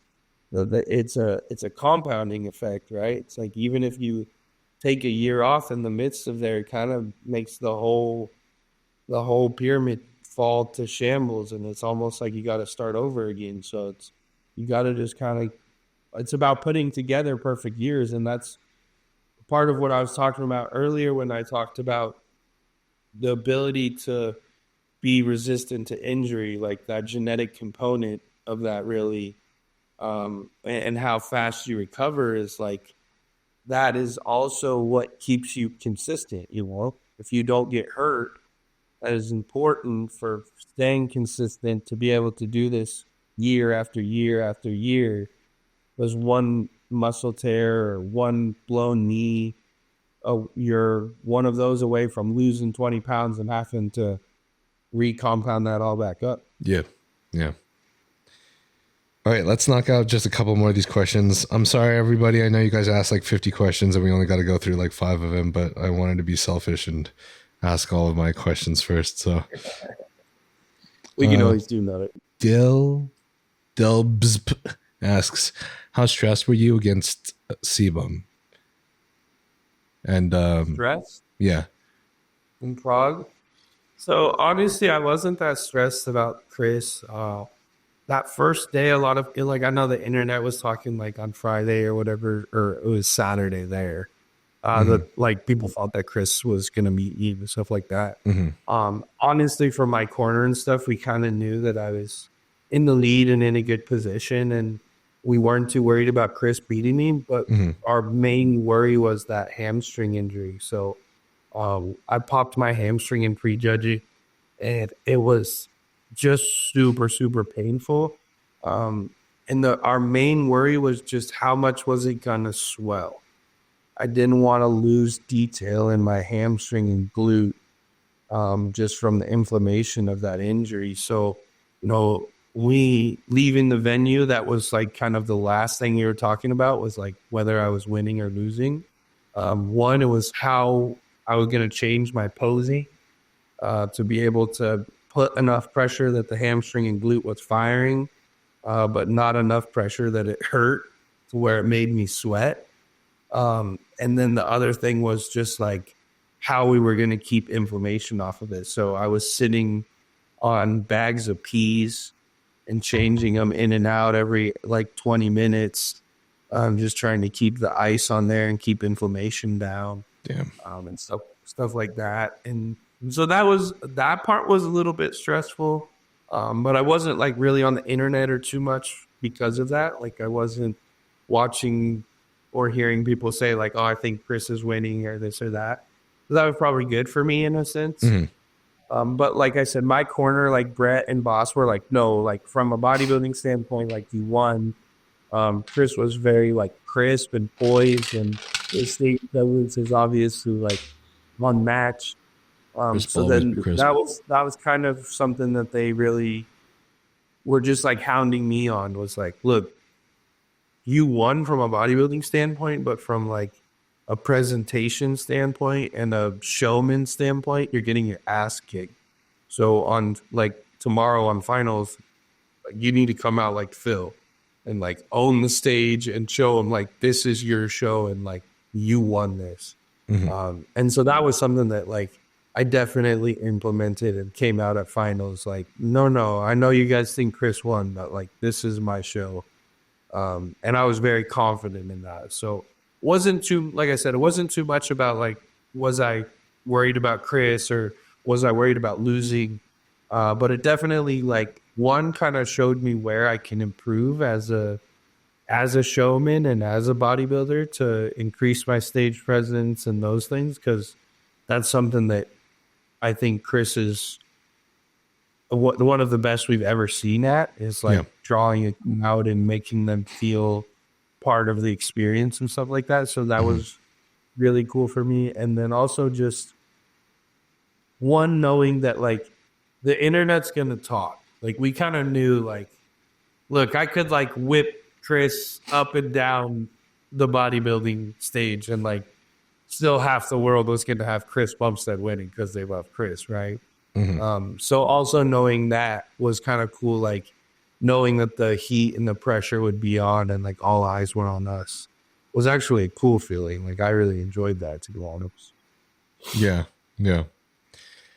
I can't even imagine it, bro. It would be so freaking crazy with all the pressure already. Stefan. Recently I learned how to say his name right too.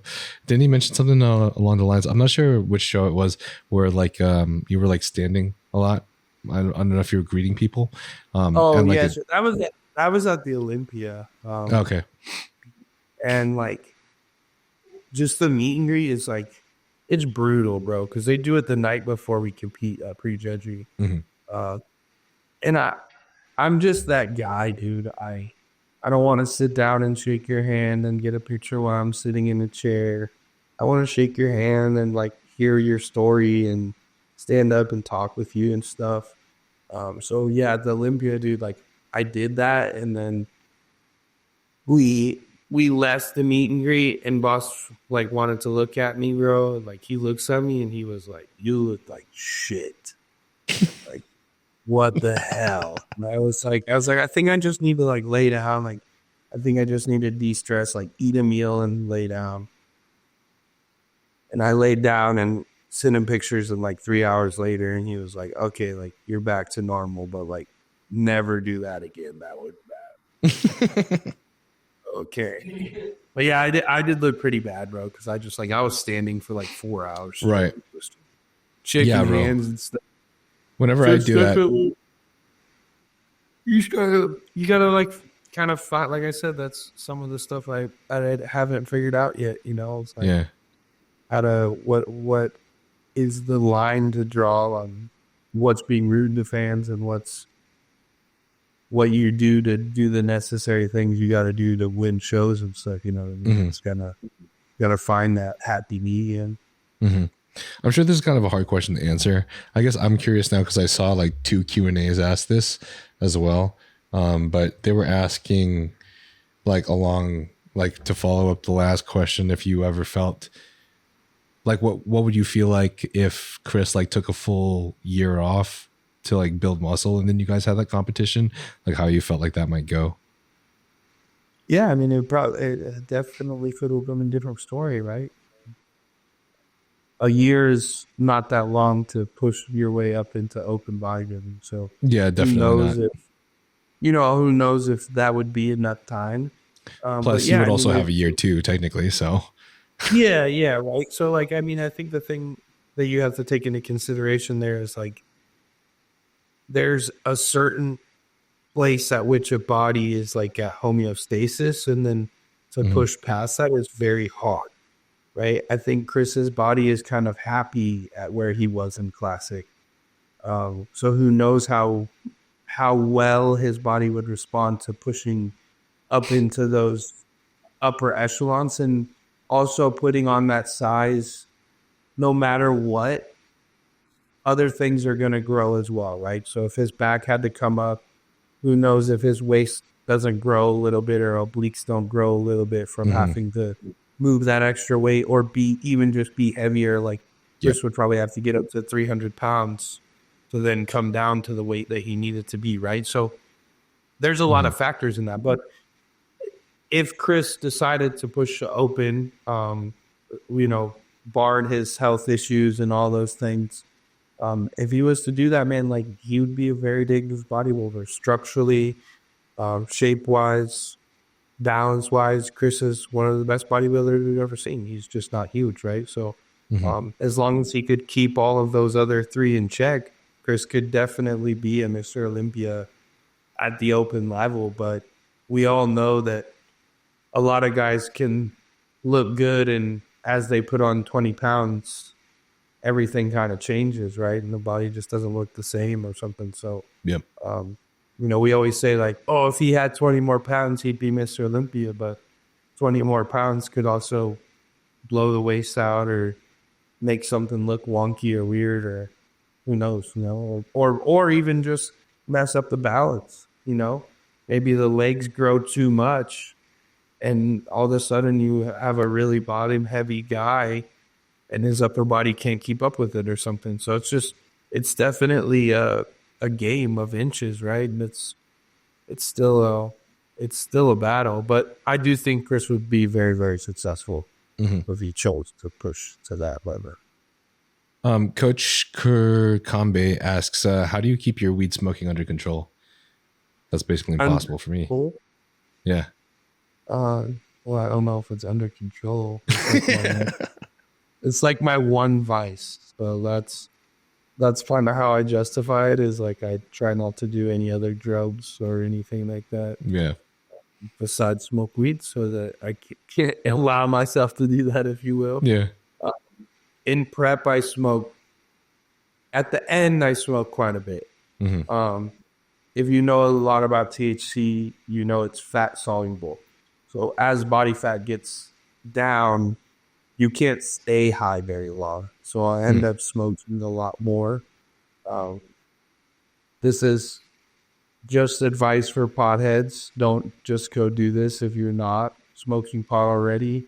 But I switched from flower to concentrates so that I can do more THC in one hit and not have to smoke so much flower, because if I smoke flower, I will get like a smoker's cough.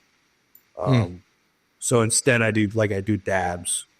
And that way I can just do like one dab. Makes and sense. Only take one inhale Yeah. versus 20 inhales, Yeah. right? But I definitely don't go do that because I do it, or don't justify habits because I do it. That's just what I'll do. Half the audience but becomes yeah, potheads.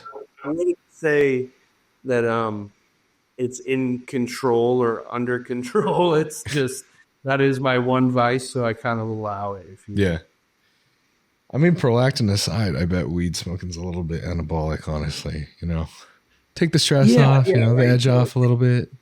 Parasympathetic state, you know, recovery. This is something that I've had lots of conversations with people about, and like I know even some coaches like make their athletes stop or have made their athletes stop smoking weed because of the conversion to prolactin, or what can then in turn be estrogenic and make you watery or this or that. From all my experience, it is absolutely true that smoking lots of THC will cause you to be estrogenic and have estrogenic side effects. My little brother became a big pothead. He's never taken a PED in his life or even thought about taking PEDs, and he almost gave himself gyno. Yeah. If you're estrogen sensitive, you're probably going to have side effects from it. Now, that being said, if you're a bodybuilder on PEDs, you really have nothing to worry about. Just combat that with the desired AI that you want to combat that with. Yeah. But the other benefits from it can definitely be beneficial for bodybuilding. Right. Whether it's the anti-inflammatory properties of the CBD, which is within weed products, and whether it's the sleep benefit. I will say there's been some studies and it doesn't allow you to get to REM sleep. So it could possibly affect your sleep in the sense of it not being as deep or as good, but it does help you go to sleep. Yeah. And then just honestly, just the constant body pain and fatigue that comes with this. So being 270 pounds and beating the shit out of myself every day with weights. I like, it's always a joke, but it's not funny. As I always said, like, I understand why bodybuilders in the 90s were addicted to painkillers. It's like, this is painful, dude. Like, I beat the shit out of my body every day. You know what I mean? It's like, most days I'm so sore getting off the couch hurts and stuff. You know what I mean? So, to be able to do that and smoke weed and it, be able to combat that a little bit I definitely think that's a benefit of it. It's like, it keeps me from wanting to take ibuprofen or something stupid. Yeah. Instead, you know what I mean? So is it good for me? No, but is it better than the alternative? Maybe. So I'll take it, I guess. Right. I'd say too, for anyone that like does, I guess, incur side effects on themselves by smoking, but can't stop, or it's not a good place for them to stop. Normally I recommend like, if prolactinemia, if they have like some like prolactin like side effects and it's not their estrogen increasing, like try P5P from Amazon. I don't know if you've ever heard of that. I have. Yeah, activated vitamin B6. And for me, like I literally will pop like 50. I think I'm pretty sure the dose is 50 that I take. And I will literally feel my dopamine raise in like the next 15, 30 minutes. So like I smoke too much and like my prolactin is really high and I'm feeling like I can't move. And I'm like, yeah, I'll take that. And my dopamine will raise and I'll feel like stabilized. And my nipples won't feel as sensitive either. Pretty dope. Yeah. So there you go. There it is. But yeah, I mean, like I said, there's ways to combat it. And I think there is a place in a spot for it in this sport, but I don't think it's like a necessary or something that you should implement into your regimen. I just think if you do it, it's definitely okay. Yeah. Right. Oh, shit. Okay, let's start closing this up. I'm sorry, everybody. I get so excited to ask everyone's questions because I know they're all curious and they always have good questions, and then I never fucking get to them. I'm such a jackass. Dominic Kai Keen asks, how the hell do you have lats like that? Lats like that? Yeah. I mean, obviously genetic component to having good back, right? Or my insertions are good. And early on in my bodybuilding career, my back is actually my weakest body part. So my first national show, Steve actually told me I had a shit back. Oh shit. Yeah. So one was just figuring out how to train it. Early on in my bodybuilding career, I didn't have a lot of connection with it. It was more like I was just like throwing weight around versus like actually squeezing and contracting the muscle. So that was important for me. And then building that like thickness and like just fiber recruitment in my back, I did a ton of deadlifting. And I feel like that really built that, especially neuro recruitment, to now like be able to recruit everything in my back, even on a road or something like that, and really be able to feel the difference. And then, as I talked about early on, another thing that allowed my back to really like expand and blow up was deep tissue work. I feel like the back, especially because it's a bunch of muscles gliding over each other. Yeah. You get a lot of muscles that the fascia binds up and that they stick together. And in doing so, you're just not getting that as much of a stretch as you can and as much of blood into the tissue as you can. So those two things will really make a big difference on also blowing your back up, but also increasing that range of motion and things like that to make sure you're getting your elbows all the way back, make sure that you're getting that stretch all the way forward. Yeah. Cool. Last question. Joe AFC asks, what was your mind shift? What was your mind shift? What is your mindset shift from being what seemed like a villain to who you are now? Yeah, man. I mean, not much has changed, honestly. It's just like a lot of it's really my perspective on things, right? So before was a little bit of why me, if you will. It's like, why didn't I win, or I should have, or me type of thing. And now it's just more of like in the moment, right? So like we talked about early on, was like I can put so much pressure on myself to win trophies and titles. And really what that did was make me resentful when I wasn't winning the trophies and titles I wanted to. And also just made me so focused on that goal that I wasn't having fun and I wasn't enjoying what I was doing versus now just living in the moment and enjoying what I do. And I love it so much that there's no reason that people can think I'm a villain, because you can see the passion come through in the way that it should be coming through. Yeah. I think a lot of times in those moments that people wrote me as a villain, it was my passion coming through or being conveyed in a manner that didn't shine the right kind of light on it. It's like, I love bodybuilding so much. And I, like in the Texas Pro, a lot of people kind of hated me because of the things I said towards Andrew and things like that, which my wording was childish, no question. But it was purely from a place of just how hard I had worked and how much I knew I had given to that prep. And to come short just ate me alive, you know? And now just in hindsight and stuff and knowing where I'm at and stuff, it was like I said early on, is like sometimes you could easily be the hardest worker in the room and cross every T and dot every I, and sometimes it's just not your day. Yeah. And that is maybe one of the things about bodybuilding that sucks, is like it's still sometimes the guy with the gift might win. And so I think that perspective change was big. And then also just who I was surrounded with, you know, I had some negative people in my life in a few of those years that people thought that I was a negative villain type of person. And by eradicating those people out of my life and those negative mindsets from my group, you know, I have nothing but positive people around me. So I have no reason but to be positive. You know, I think that's probably the biggest factor of them all. But you know, your circle is a direct representation of you for sure. That's cool. I like that a lot because I feel that I had that same experience too. It's crazy what people around you will do, man. Yeah. You know, from bad girlfriends to shitty friends, can definitely make you a different person. To, you know, having people like Brett and shit and always around is just, you want to do nothing but level up too. Yeah. Mm-hmm. Right.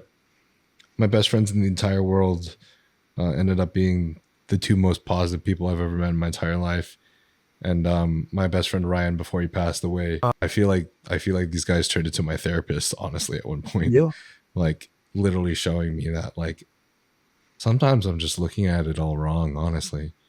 Like there is so much to be proud of and so much ahead and so many things that are just so much more important to focus on, such as like friends, family, what we've got going on and what we're doing right now at the current time.